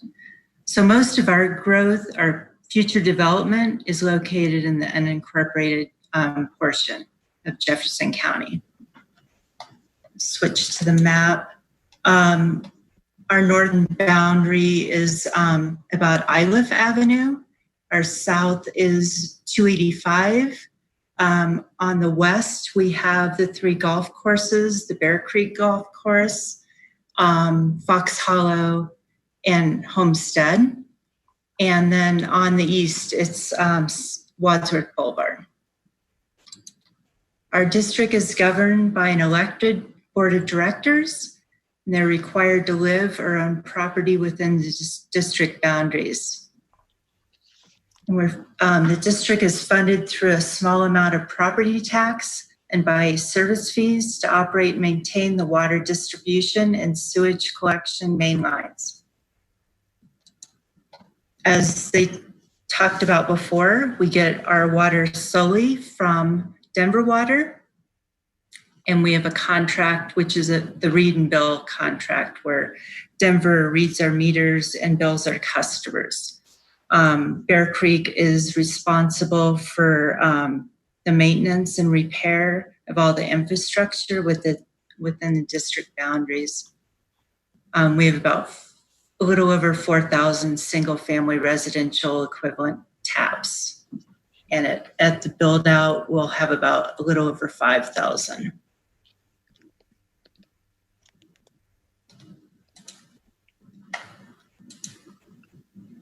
We have a pretty comprehensive and proactive operations and maintenance program where the district inspects half the water system and a third of the sewer system each year, so that we can identify what we need to repair and replace for the infrastructure. We're constantly updating our capital improvement plan to prepare for the repair and replacement of the aging infrastructure. In our district, we have a couple of areas, including the Westgate neighborhood and the Westboro neighborhood, that we have water mains that are over 50 years old, which is usually their life expectancy. So we're continuously monitoring and replacing valves so that we can see how the water system is doing. And this year we completed a new water line from South Kipling Street on Morrison Road through Hodgson Park, and we plan to extend that line up to Wesley Avenue. That was to complete a necessary loop in the system and to improve water service reliability and water quality within our distribution system.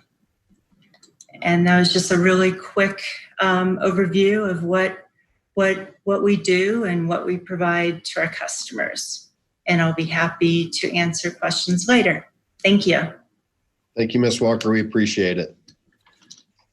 Mr. Hutchison. Thank you. The description Ms. Walker provided applies to most of the water providers in Lakewood. They are mostly special districts under state law. Each of the special districts has an independently elected board elected by the property owners in the area of the district. They own the districts, that is, own the infrastructure that they operate and maintain, which is primarily pipelines and valves and other kinds of structures. And they all buy water from Denver. The largest exception is also the largest water provider in Lakewood, and that's the Consolidated Mutual Water Company. It's got a long history in Lakewood and one that has served northern Lakewood for nearly 100 years, I believe. And we have Mr. John Boyle, the president of Consolidated Mutual Water Company, to speak with us this evening. Mr. Boyle and his wife, Jean, are 34-year residents of Lakewood, have raised 3 children who are grown now in this area. And he's not only served as president and currently serves as president of Consolidated Mutual, but in his 25-year tenure, he has also served as the chief financial officer. So a little different kind of organization, but with a lot of the same goals. With that, I'll introduce Mr. Boyle. Thank you, Jay. Good evening, Mr. Boyle. Welcome. Thank you for joining us.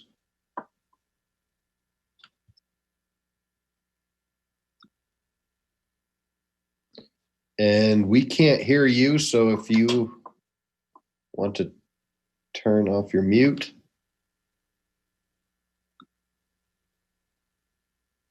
Here we go. Can you hear me now? Yes, Okay. sir. All right. Welcome. All right.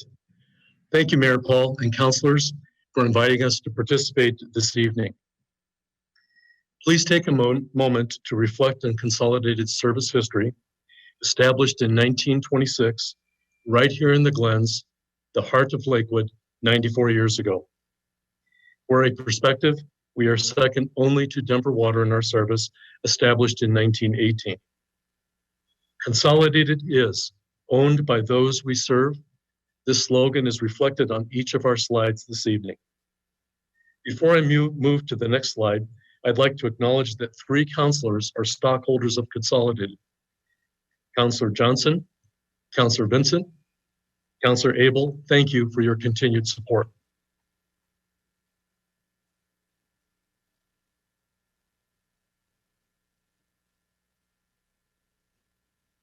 A brief history.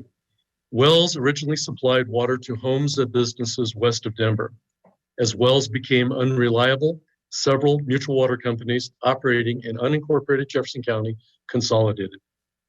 Consolidated Mutual organized and incorporated as a nonprofit mutual corporation by developing and managing a distribution system.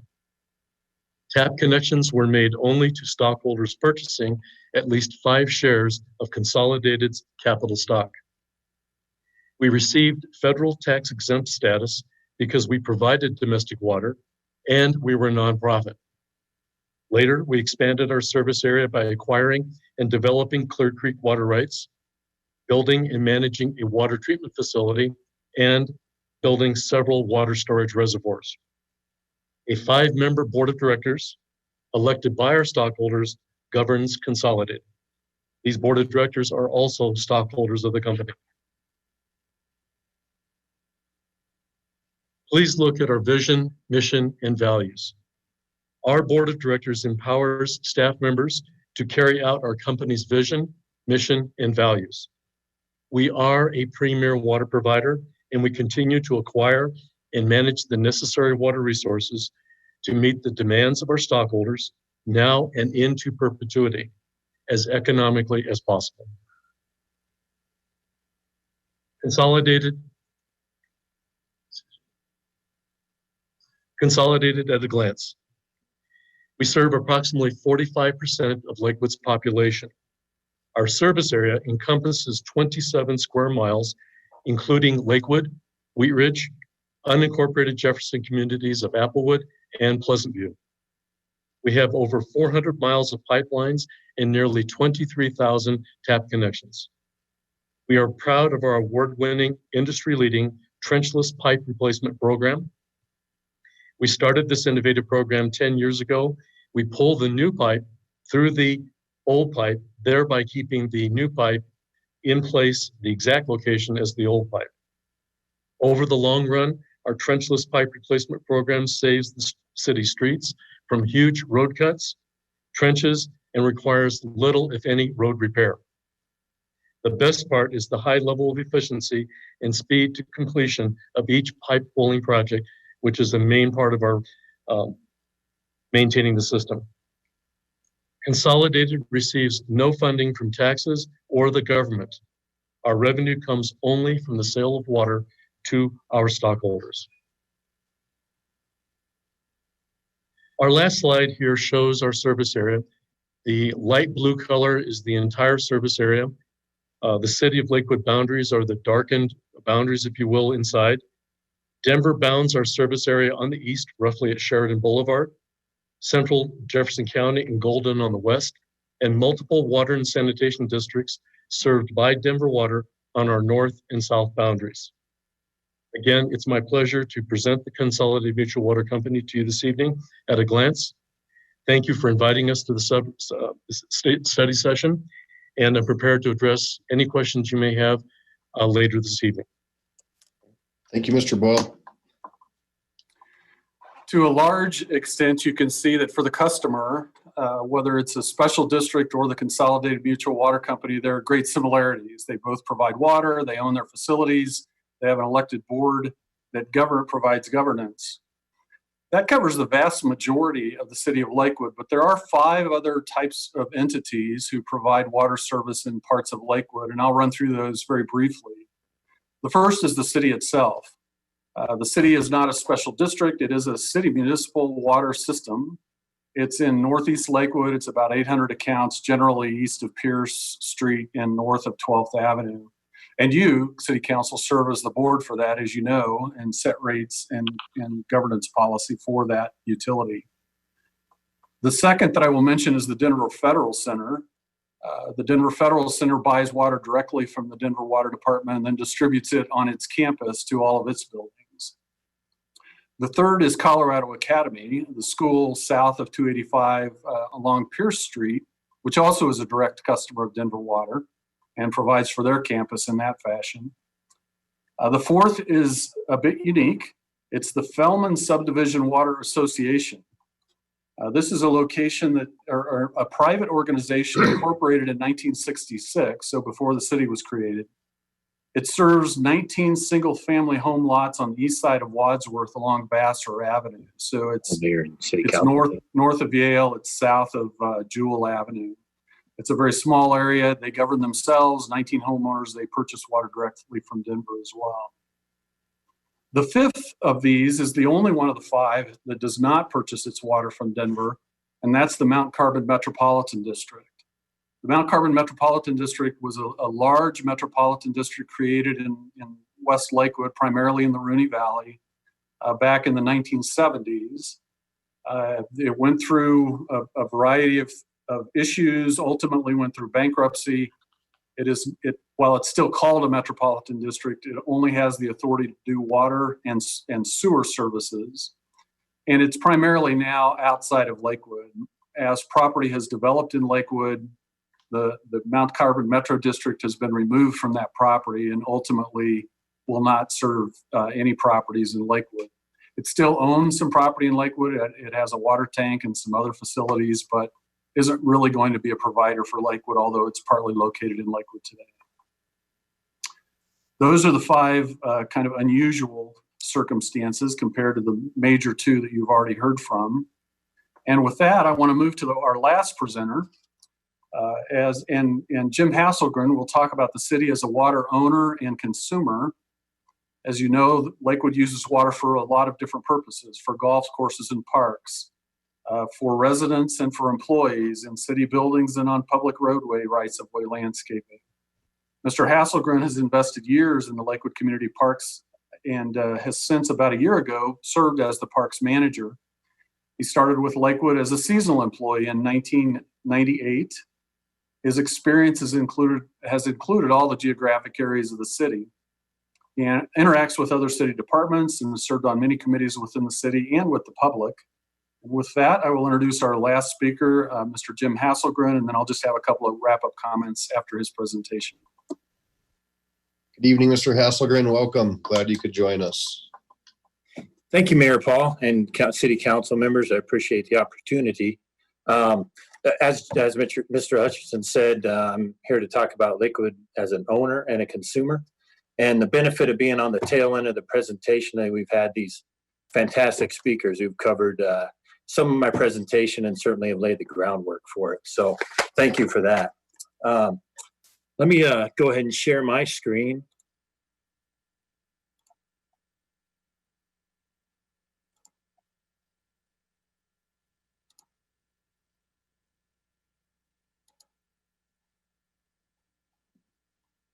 All right. I think that shows up. Yeah, if you want to change your display settings, we have your notes there too. So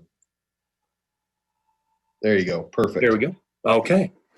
To begin with, I want to talk about the non-potable or ditch water rights and uses and costs that the city has or incurs. And then I'll go into the potable water uses and costs. And then from there, talk about something that we're very proud of in our water conservation program through the city of, through our Parks Department. And then finally, wound up with a few of the impacts of the state water reallocation project at Bear Creek. So to jump in, our non-potable irrigation, we primarily use that for vegetation, watering our vegetation throughout the city. And it's like we've heard earlier tonight, it's based on water rights and the number of shares held within each ditch. It is a cost-effective way to irrigate large areas. As seen by example, you can see the Parks Department, for irrigating parks from our non-potable water uses, it's just under $38,000 and just over 71 million gallons of water that we use. For example, several of those ditches that we use, primarily the ones that are the agricultural ditch, which includes Addenbrook Park, Belmar, South Sheridan, and Green Gables. And then Ward Canal. The Ward Canal Company covers Cottonwood and Carmody parks. The Rocky Mountain Ditch covers our O'Kane Park. And then Lakewood Gulch and Rocky Mountain Ditch as well is waters. We pull water for Holbrook Park. The golf course as well. Both of our city golf courses, Fox Hollow and Homestead, use non-potable irrigation for watering their turf. Their cost is about $10,000, almost $11,000 for city cost, and they use about 216 million gallons of water, utilizing the Harriman, Hodson, Soda Lakes, and Soda Lakes ditch companies. They water about, about 130 acres total. And the variance in the price you can see is dependent on the ditch company that we use and what their cost per share is. As we moved into the potable water, we use potable water for two different things in the city: irrigation and facilities. To begin with the irrigation, we irrigate or water our parks, medians, and right-of-ways. And that includes 153 facilities and has 7 water providers that we use for that purpose in the irrigation. Going by the 2019 numbers, we used just about 104 million gallons of water at a cost to the city of $631,442. That averages out to about, and the way they charge for water is per 1,000 gallons. The average for all 7 water purveyors for us is about $6.11. Those rates have obviously gone up through the years. To give you some example, in 2010, the rate was at $4.07. In the year 2000, it was $1.77 per 1,000. So like everything else, costs have gone up. In the second portion of that, our city facilities and buildings, those include 54 locations that all have water taps on them. 2019 numbers, again, I'll be throwing a lot of numbers at you in this presentation, but it's important to see. Almost 18 million gallons at a cost of $111,000 plus for the city. As we move forward and think about all the potable water use for the city, specifically the landscape and irrigation component, it's important to have a conservation program for that. Something that we're, again, very proud of. And as we move in, our Parks Division has a central irrigation control system, which allows the total control of programming, monitoring, and management of all city irrigation systems. And that includes 180 irrigation controllers. We have 2 irrigation managers besides the infield staff that monitor all those systems, make programming changes, and make the changes through the weather station is one of the options that we have for conservation, and also our water flow monitoring. The weather stations have the ability to monitor the weather and the evapotranspiration rates which our 2 irrigation managers remotely evaluate that data and decide whether or not to turn off systems as weather moves in. For example, if we have 1 night of rain and we turn off the entire system, that's about a $2 million gallon savings. So it's very, very considerable and a great conservation effort, great sustainability effort that we're promoting and use heavily. The second component of that is the water flow monitoring. Again, our irrigation managers and our in-field staff set up parameters for the flow rates of each valve within the city based on gallons per minute. And if those parameters are exceeded by a certain percentage which they set, then that system shuts down automatically, again, saving water. Any of those such causes could be, broken pipes, valves staying on concurrently. But anytime those parameters are exceeded, again, that system shuts off, saving water. The reason why we're so proud of this conservation effort is, one, we've worked hard on it, and it works out very well, as you'll see in a minute. But we are a region leader in that. In many meetings and at seminars across the state, it's very proud to stand up and say that the Lakewood Parks is one of the leaders in water conservation because of this. Now we can see as we move forward, Denver Water has set up guidelines on a 5-year plan for watering based on a turf typology, turf use in a given area. And this is noted in gallons of water per square foot per year. As we can see as we go down, special use areas include events areas, concert areas, for examples, at 22 gallons per square foot is Denver Water's recommendation. Going through athletic fields at 20, general recreation areas at 16, and then down into our aesthetic areas, which are smaller general turf areas at 12, and medians and right-of-ways at 10 gallons per square foot. Now, while still maintaining healthy and aesthetically pleasing turf, Lakewood Parks met those goals quickly within that time frame, and are consistently averaging well below even the general recreation recommendation guideline. In fact, if we take a look at 2019 numbers, as a result of our proper management and diligent cultural practices and the use of our central controlled irrigation system, Lakewood Park averaged last year 10.2 gallons per square foot across the board. That includes all of our parks using potable water. Again, something to be very, very proud of, and we are. But to be proud of the group and to boast about them is not the main reason for me coming tonight. Is to give you some hard numbers and explain the impacts of why we do this and how it helps the city in 2 ways. Now, we typically save close to 50% compared to other entities, including Denver Water's recommendations. But just using the 18 to 20 gallons per square foot numbers and our numbers from last year, there's a couple very distinct and important ways that we're really leading this charge in conservation. Environmentally, we can see from our numbers from 2019, we saved just over 83 million gallons of water, again, compared to watering at the recommended higher rates.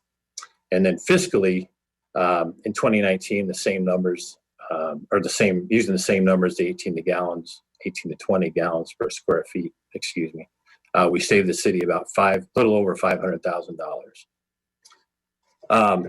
Everybody likes going back to the gallons. We're talking a lot of numbers in gallons. Everybody likes the pool example. So 83 million gallons is roughly equivalent of filling Carmody's pool 95 times. So it's a considerable amount of water. Finally, switching gears and certainly switching gears from our irrigation practices into the state water reallocation plan. And Ms. Riss did a fantastic job of going over this. So this might be kind of a quick through a couple of these parts, and then we'll hit our impacts here in a minute. But as you can see, again, Lauren covered all these, all the basis of the plan, the history of it, and the numbers involved with it. In fact, we shared a map and an overview aerial photo here. But again, just a reminder, the dark blue is the existing Bear Creek Lake Reservoir, and then the lighter blue would be the proposed reallocation at 22,000 acre feet. And for those of you who were here, remember that level is approximately what the 2013 and 2015 floods were at. So it'd be very similar to that. Now, certainly the city understands the reallocation would change dramatically the way the park operates. It would change the recreational opportunities in the park for sure. Some of those impacts would be inundation of the floodplain, impacts to our existing boat ramp and the piers. Multiple picnic areas would be impacted, and our equestrian area would be partially impacted. The trails and would need to be relocated.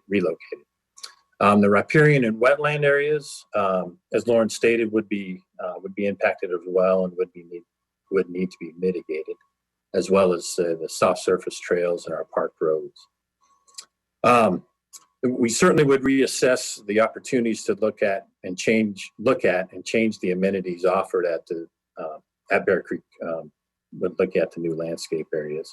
With the fluctuation of the water levels, we also would look at different areas because there would be open flat areas that would go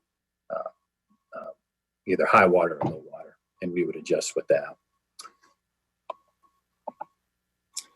Finally, again, Lauren has shared this information moving forward, but the city has worked and has been in conversations and meetings with the Corps of Engineers and the Colorado Conservation Board since the beginning, which is great. There's been great relationships forged with that.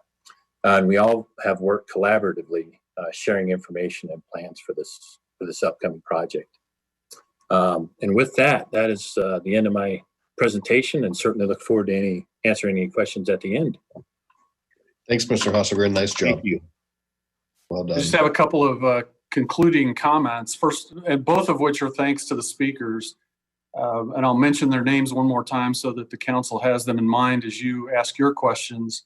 But I also want to thank them for sticking with our theme, which was an inch deep and a mile wide. Water is a broad topic, and it's a lot of information compressed into a short amount of time. But the speakers are here to spend more time on those areas that are of particular interest to the city council or the public.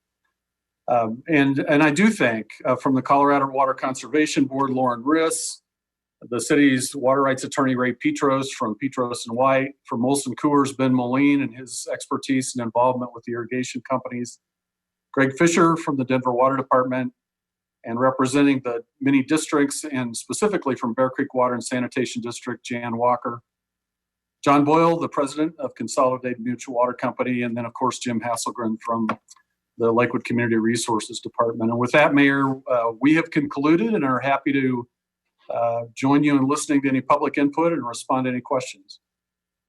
Great, Jay. Thank you so much. Subject that you really hit every area that you could. So thank you. And thank you to all the speakers as well. It was fantastic. Before I do go to council questions, Ms. Salazar, is there anybody looking to give public feedback tonight?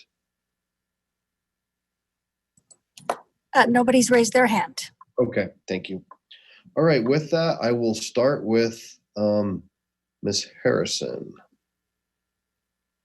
And again, when I call on you, if you just unmute yourself, that'd be great. Thank you.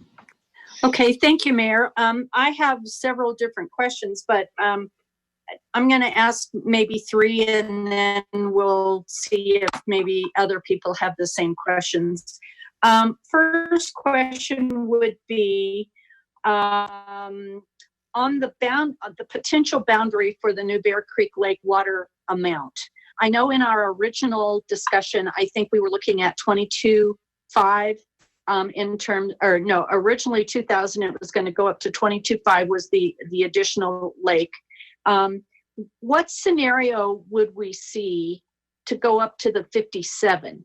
Would that, I know it had the capacity of 57, would there be any reason to go that high? What would happen that we would get to 57?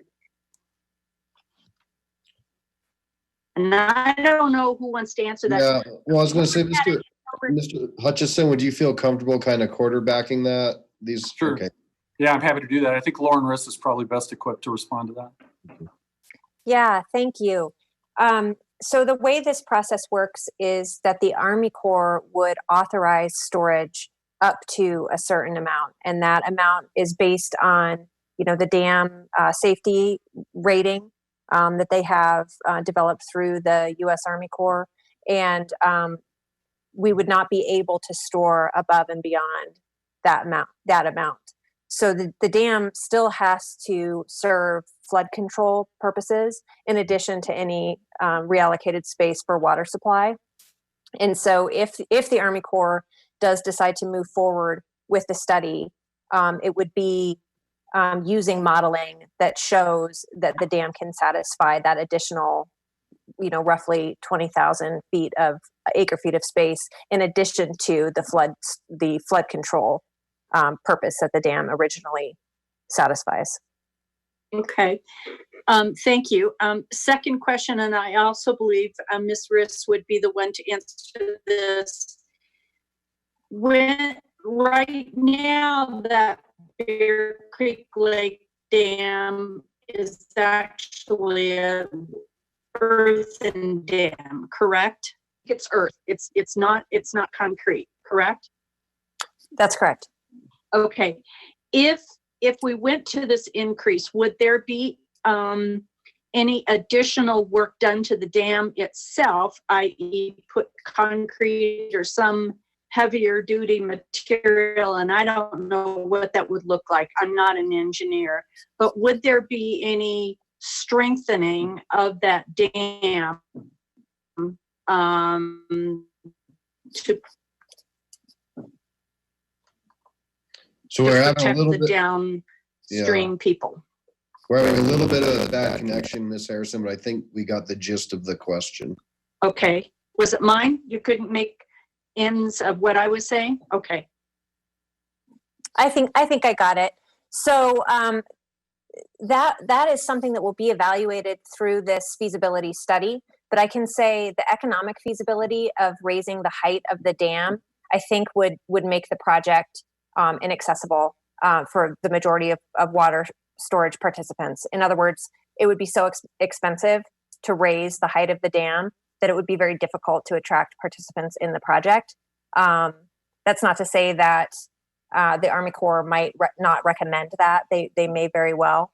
But in their initial reconnaissance study that they did in 2015 that initiated this whole process, they were looking at not making infrastructure improvements to the dam itself.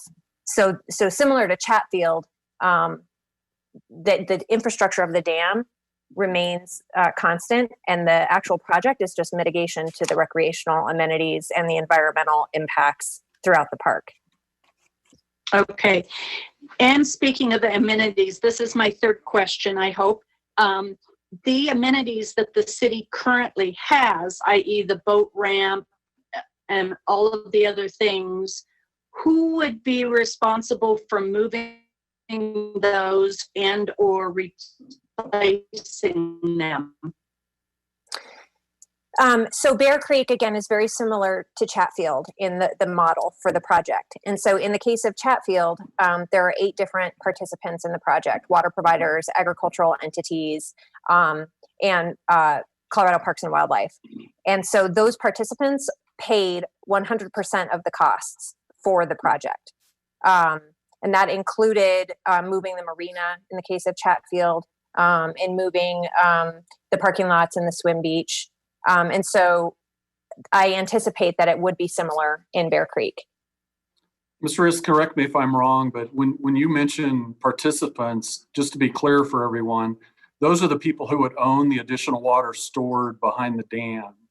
It's not the Corps of Engineers. It's not the City of Lakewood as the park operator. That's correct, isn't it? That's absolutely correct. Yes. So it is the water providers and agricultural entities in the case of Chatfield that own shares in the reservoir, that own the storage space that was provided through the project, that paid for the mitigation on the state park.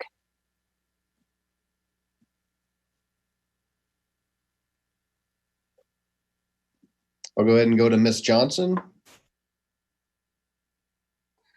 Thank you. First, I'd like to say this presentation with everybody was extremely well done. Thank you. One of the questions I have about Bear Creek, it's because I've been asked, is the additional water storage that you're looking at for increased development. Is that the goal of what they're doing there? That's my first question. And then I do have another question, please. Ms. Riss, perhaps you can take that one as well as part of the state water plan. Yeah, so this project essentially has two components. One is the storage capacity that participants that currently have a water right could pay into the project to store water in Bear Creek Reservoir. They would basically be paying for the space to hold the water, that space in the bucket. There's also been conversation about filing for a separate water right. So participants could theoretically have sort of a package deal, maybe where they pay into the project, they get a portion of a water right, and they also get the space. It really depends on the interest that we get in the project. We've done some early outreach to survey who might be interested and what the status is of their water rights portfolio. And I can say that the following entities have expressed some interest in the project, and their ownership of water rights varies. We've had some interest from the city of Brighton, Evergreen, Hidden Valley Water District, the city of Berthoud, city of Dacono, and then Foothills Parks and Recreation, in addition to Colorado Parks and Wildlife, who would have some interest in an environmental pool in the reservoir. It really varies. As your council discussed earlier, the way water rights work in Colorado, you have to put the water to beneficial use, and so you can't do what we refer to in the water world as speculation. You can't have a water right and plan to develop afterwards. You have to show that you can put the water to beneficial use. Does that help? Somewhat. When you say to beneficial use, I'm assuming that you are thinking in terms of increased development. Right. So in other words, you have to have a plan for how you're going to use that water. Okay. And my second question is, so that answers the question. It would be for looking at development, but not just in Lakewood. It looks like in other areas. No, I'm not necessarily. That's not necessarily what I'm saying. Depending on the current status of an entity's water rights portfolio, they may be able to store water in Bear Creek that would give them a certain benefit to how they're currently operating in their system. So it's not necessarily that they would be using the water to develop residential areas or commercial areas. It would just be using their water differently, sort of replumbing it, so to speak, storing it in Bear Creek where it would have been stored elsewhere, that gives them an additional benefit if they have an existing water right. And my second question is, when this discussion started, I believe you said in 2015, is that correct? That is when the Army Corps first approached my agency about this project. Okay. Who approached the Army Corps to encourage them to look at this?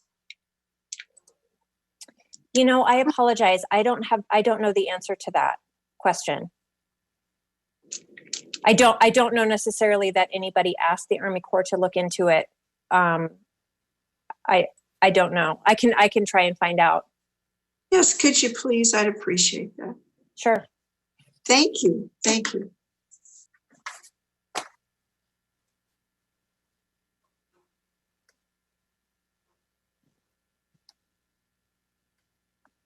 Ms. Springsteen?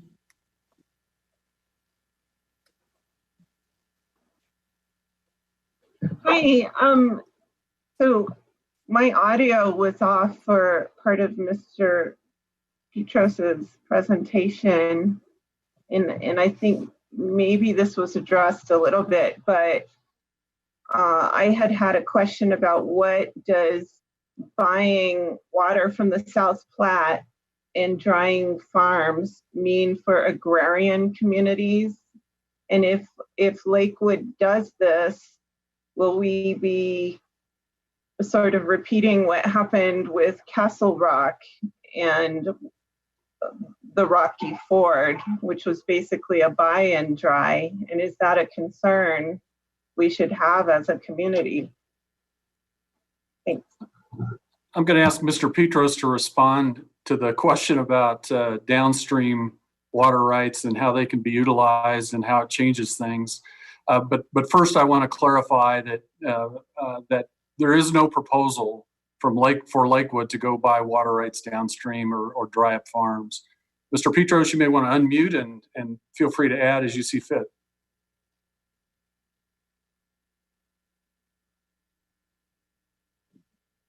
I'm not sure if we still have. I've got, am I now? There he is. There you go. Audio. I work for Bent County down in the lower Arkansas River Valley, and they just had a proposal and actually a project that dried up about 6,000 irrigated acres under one of the major irrigation ditches. The county is attempting to regulate the project for its environmental and economic impacts, and they are very severe. One is trying to revegetate the land that has been irrigated, for over 100 years. With all the salts and everything, it's very difficult to revegetate the land, causing dust and weeds and so forth. But it also directly impacts the local economy. It's like de-annexing a large part of the land or the assets from the county. So drawing up agricultural lands, particularly far away lands, to export that water, say to the metropolitan area, has some pretty harsh results.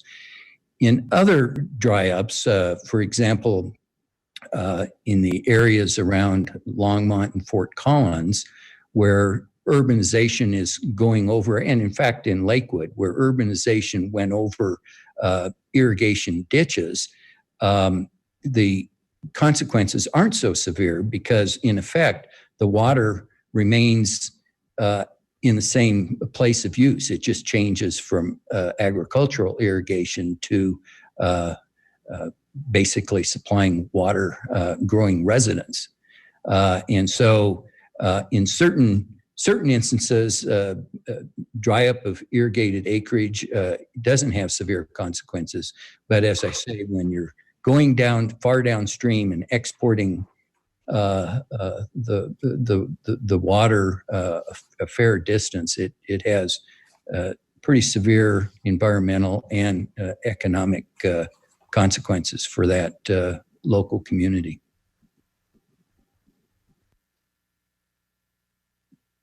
Ms. Gutwein.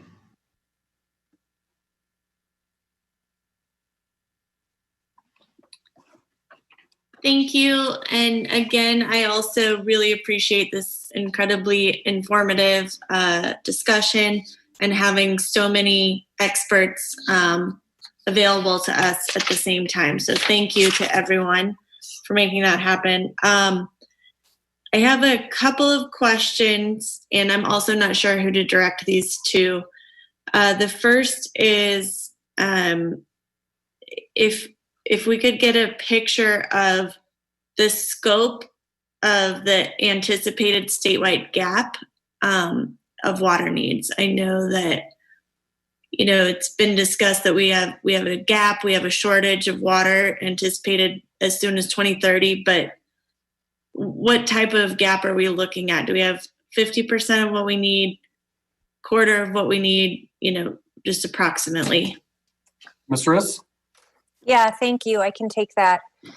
So similar to what Mr. Fisher described that the Denver Water Department did through scenario planning, we have conducted a similar effort at a statewide scale. And so we looked at 5 different future scenarios potential based on a variety of different assumptions. And so, the scenarios, I guess coming up with cute names for your scenarios is a thing. Ours weren't as cute as Denver Water's, but we have a business as usual scenario where we kind of continue along the same trajectory in terms of population growth and economic growth. And the trends towards agricultural buy and dry for supplying water to municipalities kind of keep tracks along with that. Then we have a weak economy scenario where you see the population dip a little bit and the economy does not thrive. And then you see a cooperative growth scenario where you see the population increase, but you also see adaptations and innovation that allow us to conserve water more than the business as usual scenario would. And then an adaptive innovation scenario and a hot growth scenario. And the cooperative growth and the adaptive innovation really show similar projections. And then the hot growth is where you see the population grow, climate change increases, the economic condition of the state continues to thrive. And so, as you might guess, the biggest impacts that we see come when you have population growth at the higher end of the spectrum, and you see a warmer climate than you do in some of the other scenarios. And you don't see as much innovation as you do in some of the other scenarios. So at the upper end, we're talking at about 750,000 acre feet for municipal and industrial sectors. And again, trying to break that down so that it's meaningful, a typical family uses about half an acre foot a year. So you can kind of extrapolate. The technical update to the water plan that I mentioned in my presentation that we came out with last summer has a really good breakdown of what that means. It's available on our website. If you just Google Colorado Water Conservation Board, it'll pop up, and the technical update to the water plan is there on our front page. And so you can get a whole lot more information there if you're interested. But it really depends on the choices that we make and some of the conditions that we can't necessarily control, like climate change. And none of the scenarios predicted a global pandemic. So, we'll see how this factors into how the next several years look. But it does get into quite a bit of detail on the municipal and industrial water supply impacts, and also quite a bit of detail on the agricultural water impacts and gaps that we'll see in that sector as well. Thank you. That's helpful. And scenario planning is becoming more and more part of all of our lives, probably. I know even the school districts and all of that. So I can appreciate that there's a lot that we just don't know. Then the next question I have is kind of similar. What are the, on the optimistic view, what are our possibilities in terms of innovation and conservation? And, how much of our gap can we really close through those types of avenues? Ms. Riss, perhaps you're the star of the show this evening. Lucky me. Yeah, and some of the other folks, I'd be interested in hearing what they have to say about efforts that they're involved in. But there is a lot of optimism, I think, to be found. Sometimes you have to squint to see it, but what we've seen in the way of conservation, Denver Water has really led the way and has made tremendous strides in what they've been able to achieve through some of their conservation efforts. But what we've seen statewide is that the per capita baseline has really decreased by I'm just looking at the stats here, from about 172 to 164 gallons, which is about a 5% reduction in demand between 2008 and 2015. So, hopefully we're on a downward trend in terms of demand and the technologies that we can see, becoming more prevalent. But there's also, quite a bit of work to be done, I think, in terms of reuse and,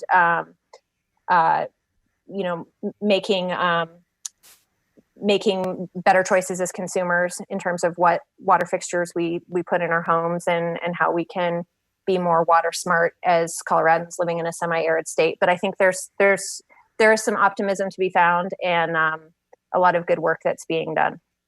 And maybe Mr. Fisher, you could touch on some of that as well, both from the reuse standpoint that you mentioned earlier, and also incentives that I think Denver Water has made available broadly to encourage more efficient use in the home. Yeah, thanks. I completely agree. I think there's a lot to be hopeful about in terms of our ability to be innovative. You think about indoor use and how water fixtures continue to get far more efficient, but without sacrificing a lot of the performance that we expect. So see that continuing. We look over at Europe and really see that technology improving more and more. So that will continue. I really appreciated Jim's presentation about how they're adapting to different types of uses for grasses and landscapes. I think that's a tremendous innovation about really thinking about how you use your landscape and then watering to that use rather than just, wall-to-wall grass. In terms of reuse technology, I think we're just scratching the surface, not only from centralized plants, but potentially aquifer recharge, as Mr. Petros suggested. And one concept that I think we talk more and more about is the one water concept. So really taking the entire water cycle into account, not only from sources to drinking water, but wastewater and beyond, and stormwater. So integrating those more and more. The city of Denver is coming out with their first One Water plan that will be interesting to see. I think that will advance that type of innovation very well for us. I think any one of the speakers could talk to this topic. So I'll invite anyone who wants to add another component to this innovation and conservation topic to unmute and go ahead and add your comments.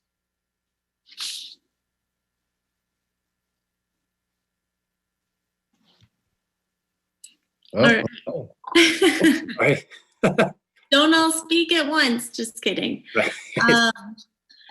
I thank you. That's really helpful. And I also want to take the opportunity to just commend the Lakewood Parks Department on being leaders in this. So thank you.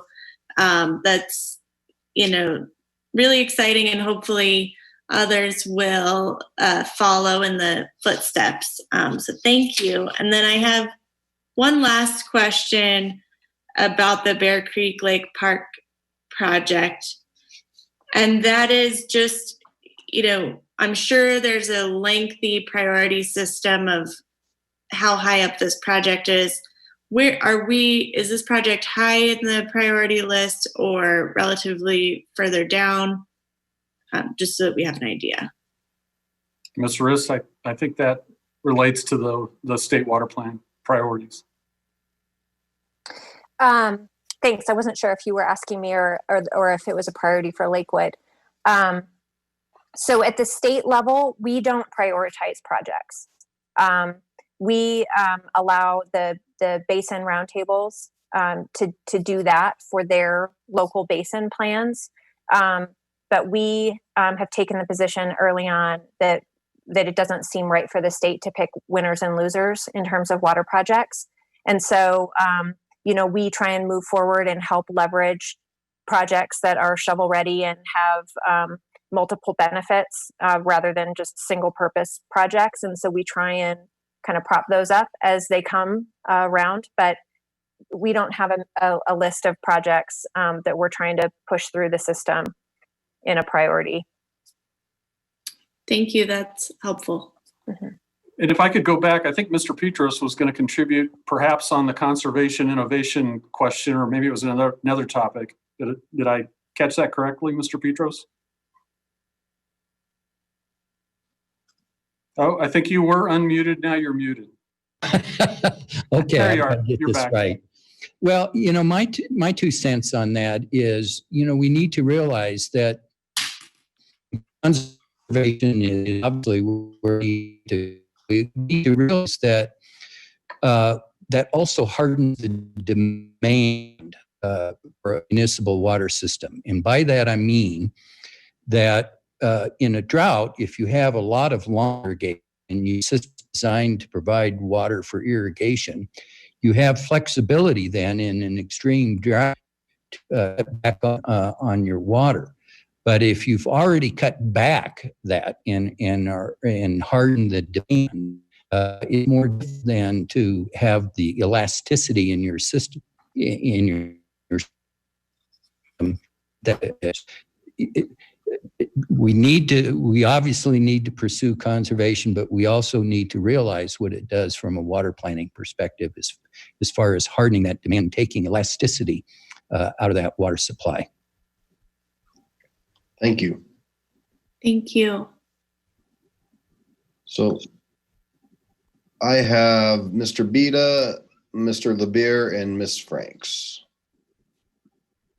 Okay, thank you, Mayor. I have 2 quick questions. I think the first one probably is most suitable for Ms. Reese, and that is with respect to the Bear Creek reallocation proposals.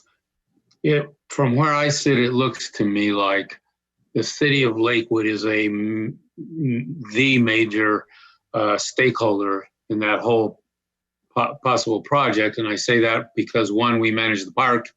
We've invested substantial resources in that park. Our people use that park for recreation. It's a big draw. We have 2 golf courses downstream that could be impacted if there were, with the risk of possible risk of flood by changing the dynamics of the park. And most important of all, it's our residents who are downstream, our citizens who are potentially at greater risk. So I see us as the number 1 major stakeholder in this whole thing. And I'm wondering if and when we're going to have a chance to weigh in on this thing, if you have any idea when our residents and we as a council, as a city, will have that opportunity. Do you have any idea? Ms. Riss? Yes, thank you for that question, and I don't disagree at all. As far as opportunities, my timeline might be a little bit skewed here, my memory, but we had a meeting, a year or so ago with Vince Castile and some other folks in Lakewood, and have had a pretty open line of communication between Kit and our project lead in our agency. At least I'm hopeful that it feels that way on Lakewood's side. Our phone lines are always open, and we're interested and eager to have your input and your feedback. As far as formal public participation, as part of the scoping process, before we hit pause on this last October, we were actually gearing up to plan for open houses and public comment opportunities starting this spring.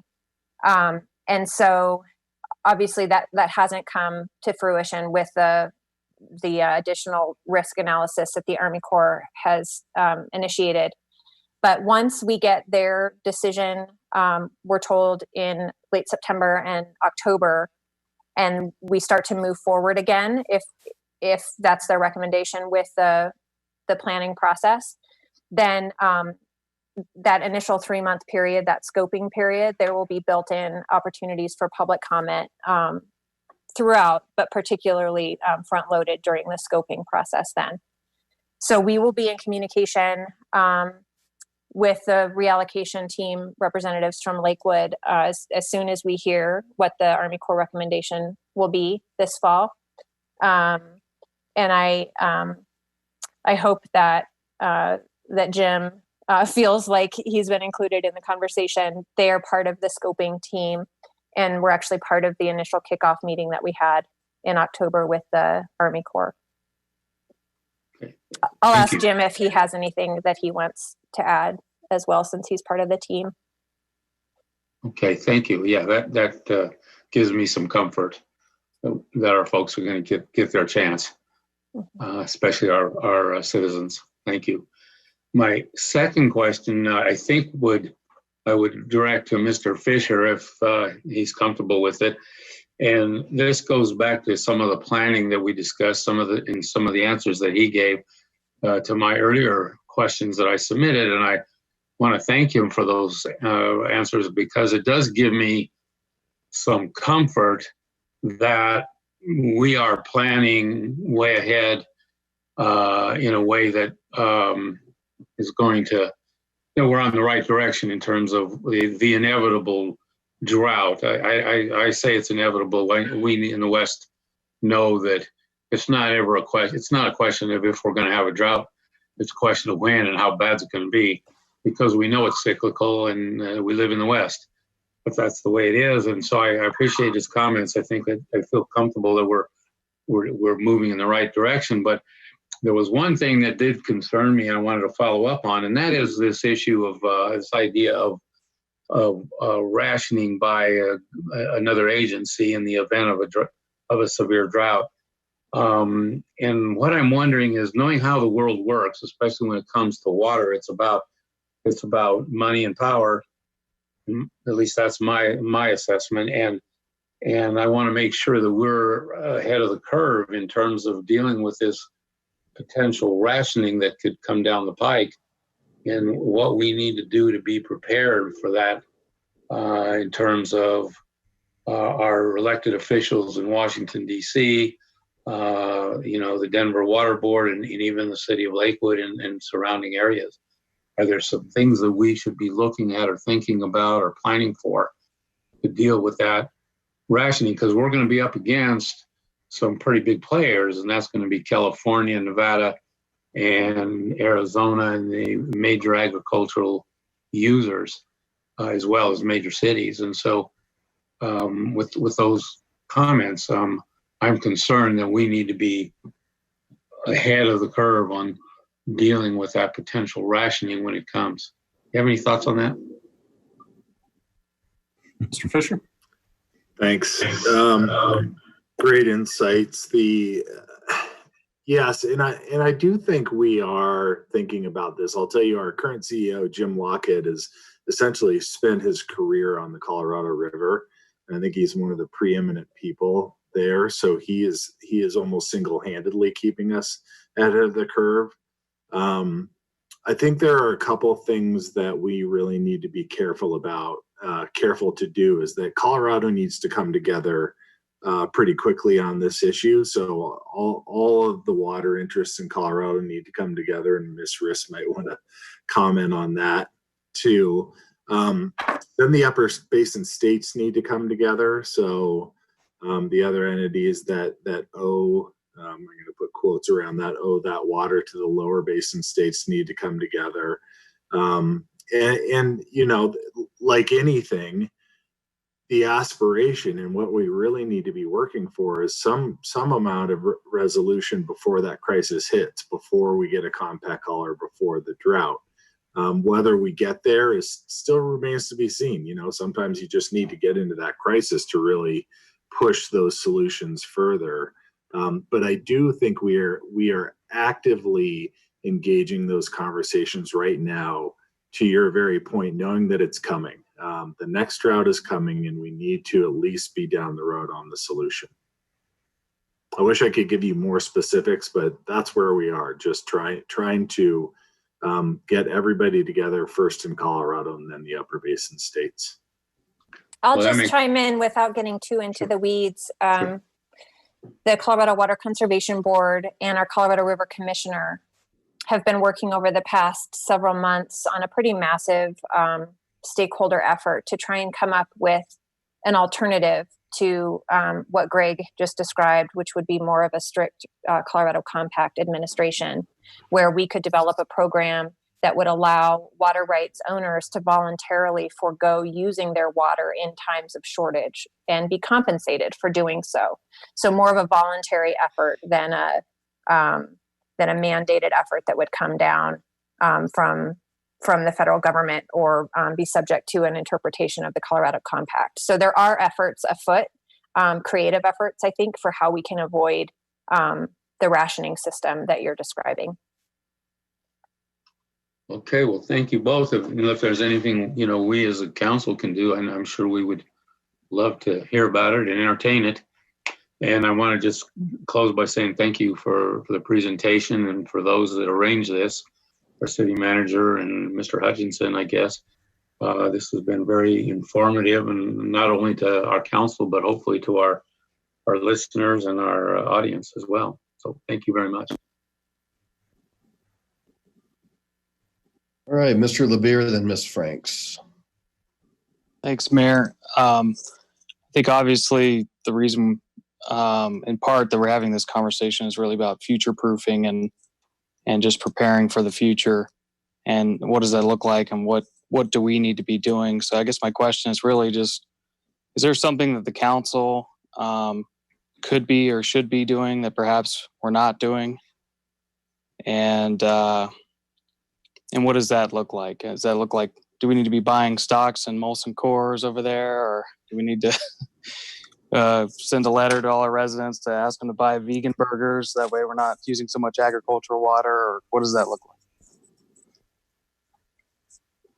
Well, I'm not sure who may be best equipped to respond to that question. So maybe we'll start with your water council and see if Mr. Petros has any suggestions on what the city council or the city as an organization might be doing at this point. You've already heard some of the aspects related, which really the Colorado Water Conservation Board and Denver Water on our behalf are taking. Obviously, Consolidated Mutual has its water supply system as well. But Mr. Petros, do you have other thoughts? Well, I hope I'm not muted anymore. I can hear you. Hear me? I think obviously supporting Denver Water Board and Consolidated's efforts to enlarge their supplies, the Gross Reservoir enlargement is an important project to help make the Denver water system more robust and reliable. That's certainly an issue there. Supporting, as I said before, recycling and reuse efforts.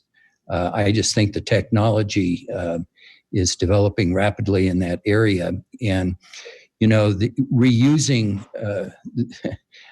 municipal effluent is a very good dry year yielding project. If you think about it, if the water is being distributed to customers, it's going to be coming out the other end in the dry year, and that needs to be recaptured. And I think supporting recycling, reuse is going to be important.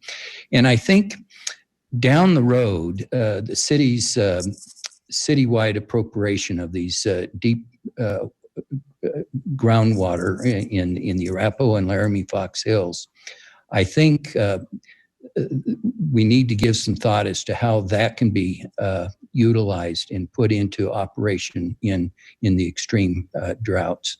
And I think Denver is working on that in terms of recharging aquifers. And we looked in the 1980s about, whether we could put in some satellite, portable satellite treatment plants near the wellheads and inject that into the Denver water system.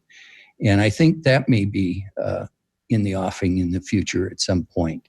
And I know that causes some concern from Denver's standpoint in terms of regulating water quality, but I think that's an area that that the city can support.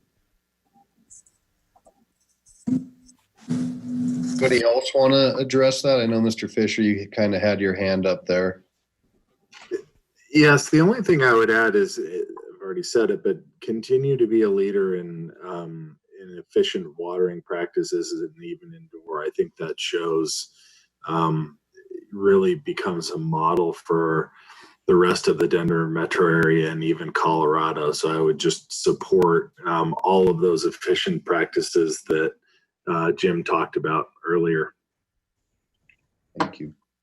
All right, thanks. Yeah, and really quick, this has been always buying stock in Molson Coors is good. But, another thing that the city could look at is there's quite a few organizations that help promote the ideas. One of the larger ones in Colorado is the Colorado Water Congress. And so getting involved there on a legislative statewide issue, and then they also help with federal affairs. So it's kind of the Western US. So the Colorado Water Congress does a lot of really good work on promoting ideas. The city would have a voice at the table as new legislation comes down and new policies. And they work really close with CWCB on projects and funding and supporting them. So that could be a good avenue for the city as well. Thank you. All right, Ms. Franks.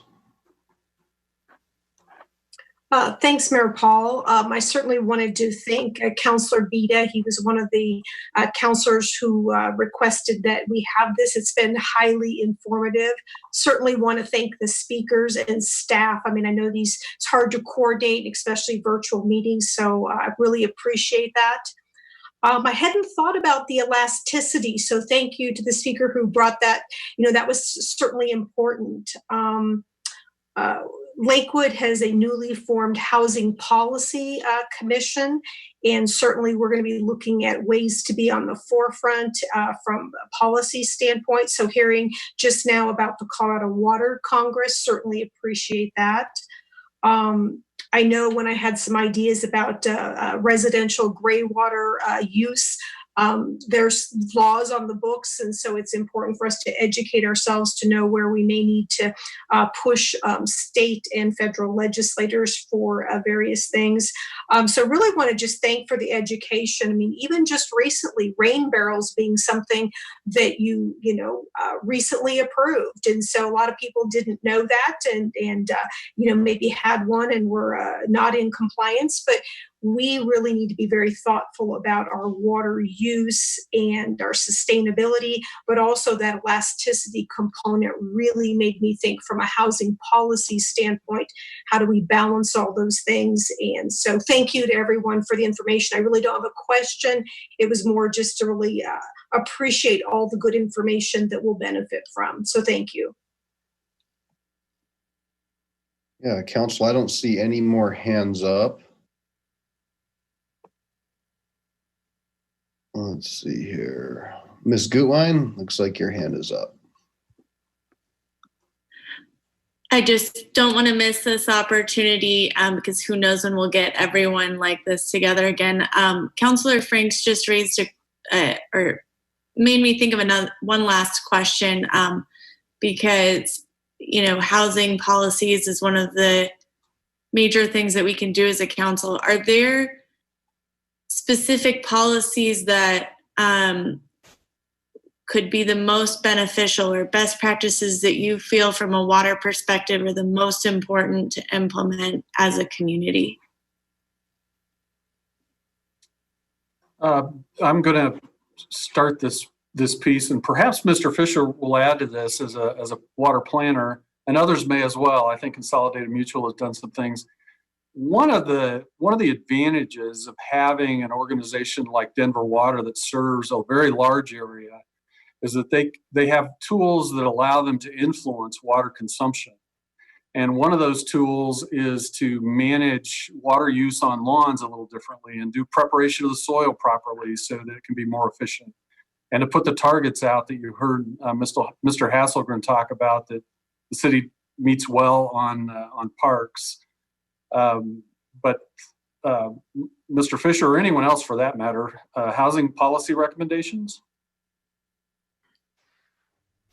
Well, so the first thing, and thank you for that question, because I think it's a good one, and frankly, it's one that water providers have been struggling with for the last few years. So that there has been an effort to really integrate water planning with land use planning. I wouldn't say that we're all the way there yet, but I think that would be the first step, is consider water at least in your planning for developments. And as Mr. Hutchinson said, certainly this is your opportunity to make things as efficient as you can when you're building for the first time rather than retrofitting. So maybe I just leave it there. Just make sure you consider water and figure out how to use water as efficiently as you can from the outset.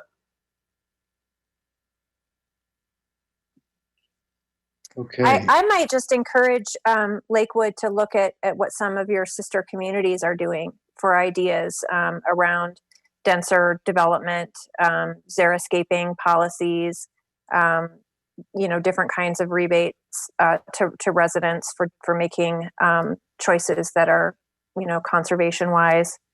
There are some good examples out there, even just along the Front Range. Okay. So I have kind of a lightning round of like questions and a couple comments. And I was just going to go in order, either with a question or a comment through our speakers. One thing I would say to the development piece, when you look at doing ADUs or accessory dwelling units, I know one of the things that's been prohibitive for people in the city of Lakewood to do that is the requirement for a dual tap fee. So you have to have your separate tap, and that costs a lot of money when you're paying either consolidated in Lakewood or Denver Water and Lakewood Bear Creek. So I know that's something that I've heard some feedback on. Ms. Riss, for the Colorado Water Plan, is that what the sports gaming funding now is supposed to shuttle some money into? Yeah, the Prop DD money. So much for sports, though. So Prop DD was going, a portion of that revenue would go to a grant program that we have that funds projects that correspond to all of the different categories and goals and objectives in the water plan. Okay, that's great. Well, thank you for that, and thank you for coming tonight. This was a lot of information, and I know I want to be respectful of everybody's time, but there may be more questions that come in. And so, Mr. Petros, thank you. What a great history for our community in the city, and to have that available has been very helpful for council. Mr. Moline, it's nice to put a face to the ag ditch. So look out, now we know, but that was cool to hear that history and to think back of Molson Coors then having all that foresight, and I guess a necessity in that time. So thank you for that. And I know from time to time, our community needs to interact with you when it's looking at right-of-ways or mowing weeds, things like that. So we appreciate that partnership as well. And then Mr. Fisher, fantastic. Gross Reservoir, that seems like a never-ending journey, and I hope you can get that done. What does happen with Moffett the treatment facility, when you do bring online your new one? Will you shutter the existing, or will you be looking for reuse? Eventually, we will decommission it. The nice thing is building a smaller new plant that can be scaled up. We have a lot of flexibility about how long we let Moffett work for us. So it really remains to be seen how, if we don't have problems with Moffett, we'll keep it in service for a long time to come. But then it's really deciding what to do with it afterward. It's a really neat historic site. For those of you who have not been through it, it's neat to look at the filter gallery. So we'll have to do something special with it. Yeah, I think council they'd probably enjoy an opportunity potentially, if that's something that we could get figured out. And absolutely. Ms. Walker, thank you for tuning in. We love our water districts and really, your interaction with the community and providing that important service. So thank you. Mr. Boyle, our second oldest water district, or second oldest water company, the Metro, that's really cool. And I think you have 5 reservoirs in that slide. Do you have plans for new reservoirs currently? Yes, we do. We continue to look for additional storage, and it's just running out of property. I tell you, it's really hard to find sites right now, but we keep our eyes open for new opportunities, storage opportunities. Oh, great. And then Mr. Hasselgren, thank you so much for all of that our park staff do and our community resources and all of our facilities and trying to blaze the trail. And it was interesting when you looked at how much we pay at $6, I think, per 1,000 versus what we pay to irrigate the golf course, and how by having those water shares substantially lower in the money we save. So that encompasses what I have to say, and just a great shout out to Mr. Hutchison for throwing this all together. One of the best presentations I've seen in many years with this a dynamic group, and very informative. So thank you. All right. Anything else, Mr. Hutchison, Ms. Hodson, on water? Or okay. Well, we will thank our special guests again. We got you out of here by 10, and I know we probably rescheduled this a few times. So thanks for hanging in with us. Have a good evening.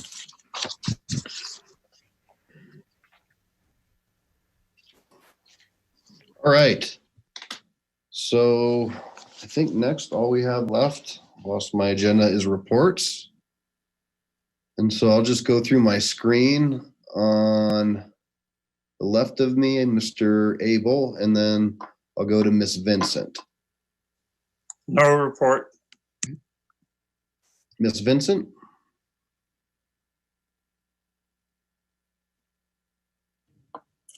No report. Then I have Miss Franks, Miss Harrison, Miss Gutwein. Just wanted to let folks know that we needed to reschedule our Ward 4 meeting, which was going to be this past Saturday. It will be rescheduled to this coming Saturday, the same time, 9:30. It will be a virtual meeting of sorts. We just need to work out a few details. So stay tuned. We'll certainly publish it in our newsletter. We'll publish it on Nextdoor. We'll make sure the city's website, everything gets updated. But we're just trying to work out those details to ensure a safe environment and a respectful environment for everyone who attends. So thank you. Great, thank you.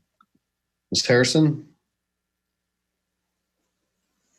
The only thing we have to report is that our next ward meeting.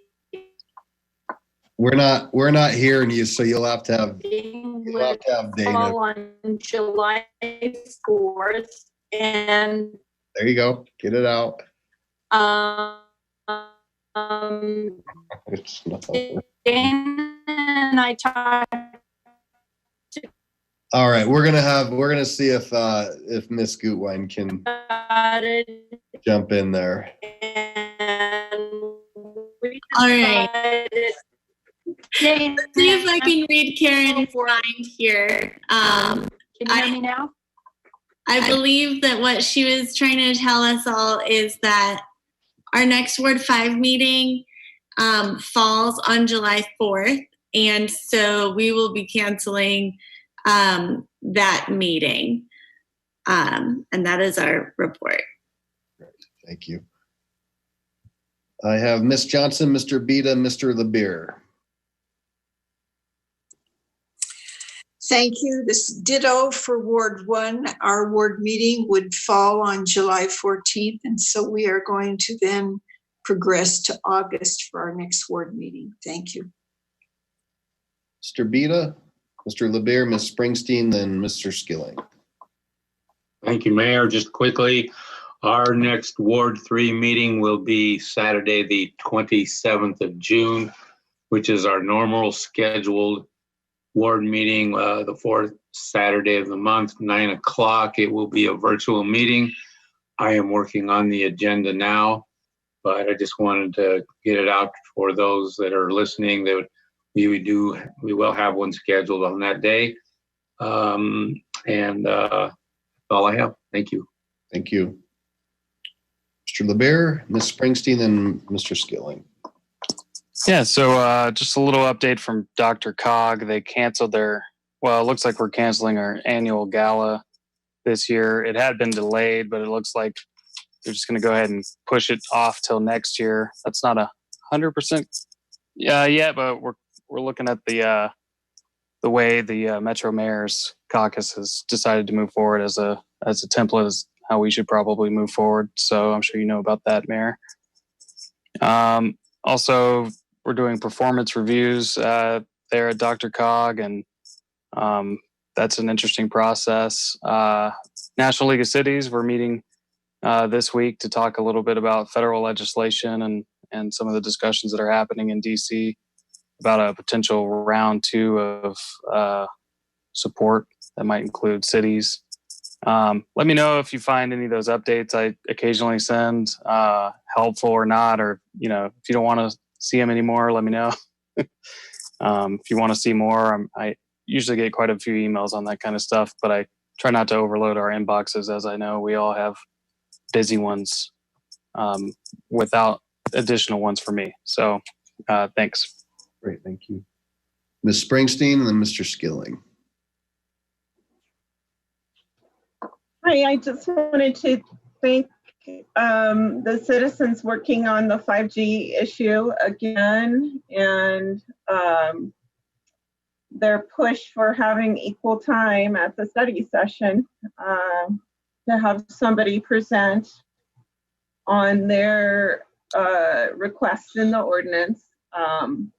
I also want to acknowledge again, because of the remarkable current events going on in our country, the Black Lives Matter movement, the push for budgets that support social equity in our communities, reallocation of funding to social and public programming, and I am reviewing a lot of constituents' cries for a Path to Justice pledge in all of our communities in Colorado. So I'll be continuing to acknowledge that each week. Thanks. Thank you. Mr. Skilling?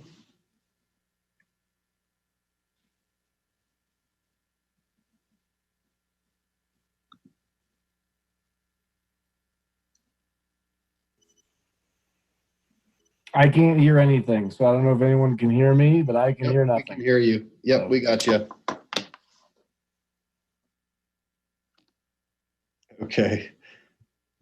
All right. Okay, well, we'll just go with Ms. Franks channeling Mr. Skilling's comments and move from there. So a couple of quick things, quick updates. The governor, I think, continues to kind of ease up different restrictions. So continue to look at that daily update from Ms. Hodgson and the team. A lot of different moving things, maybe larger gatherings, potential bar openings of 25 or less. So those sorts of things. Thank you to the team for getting the business stuff out.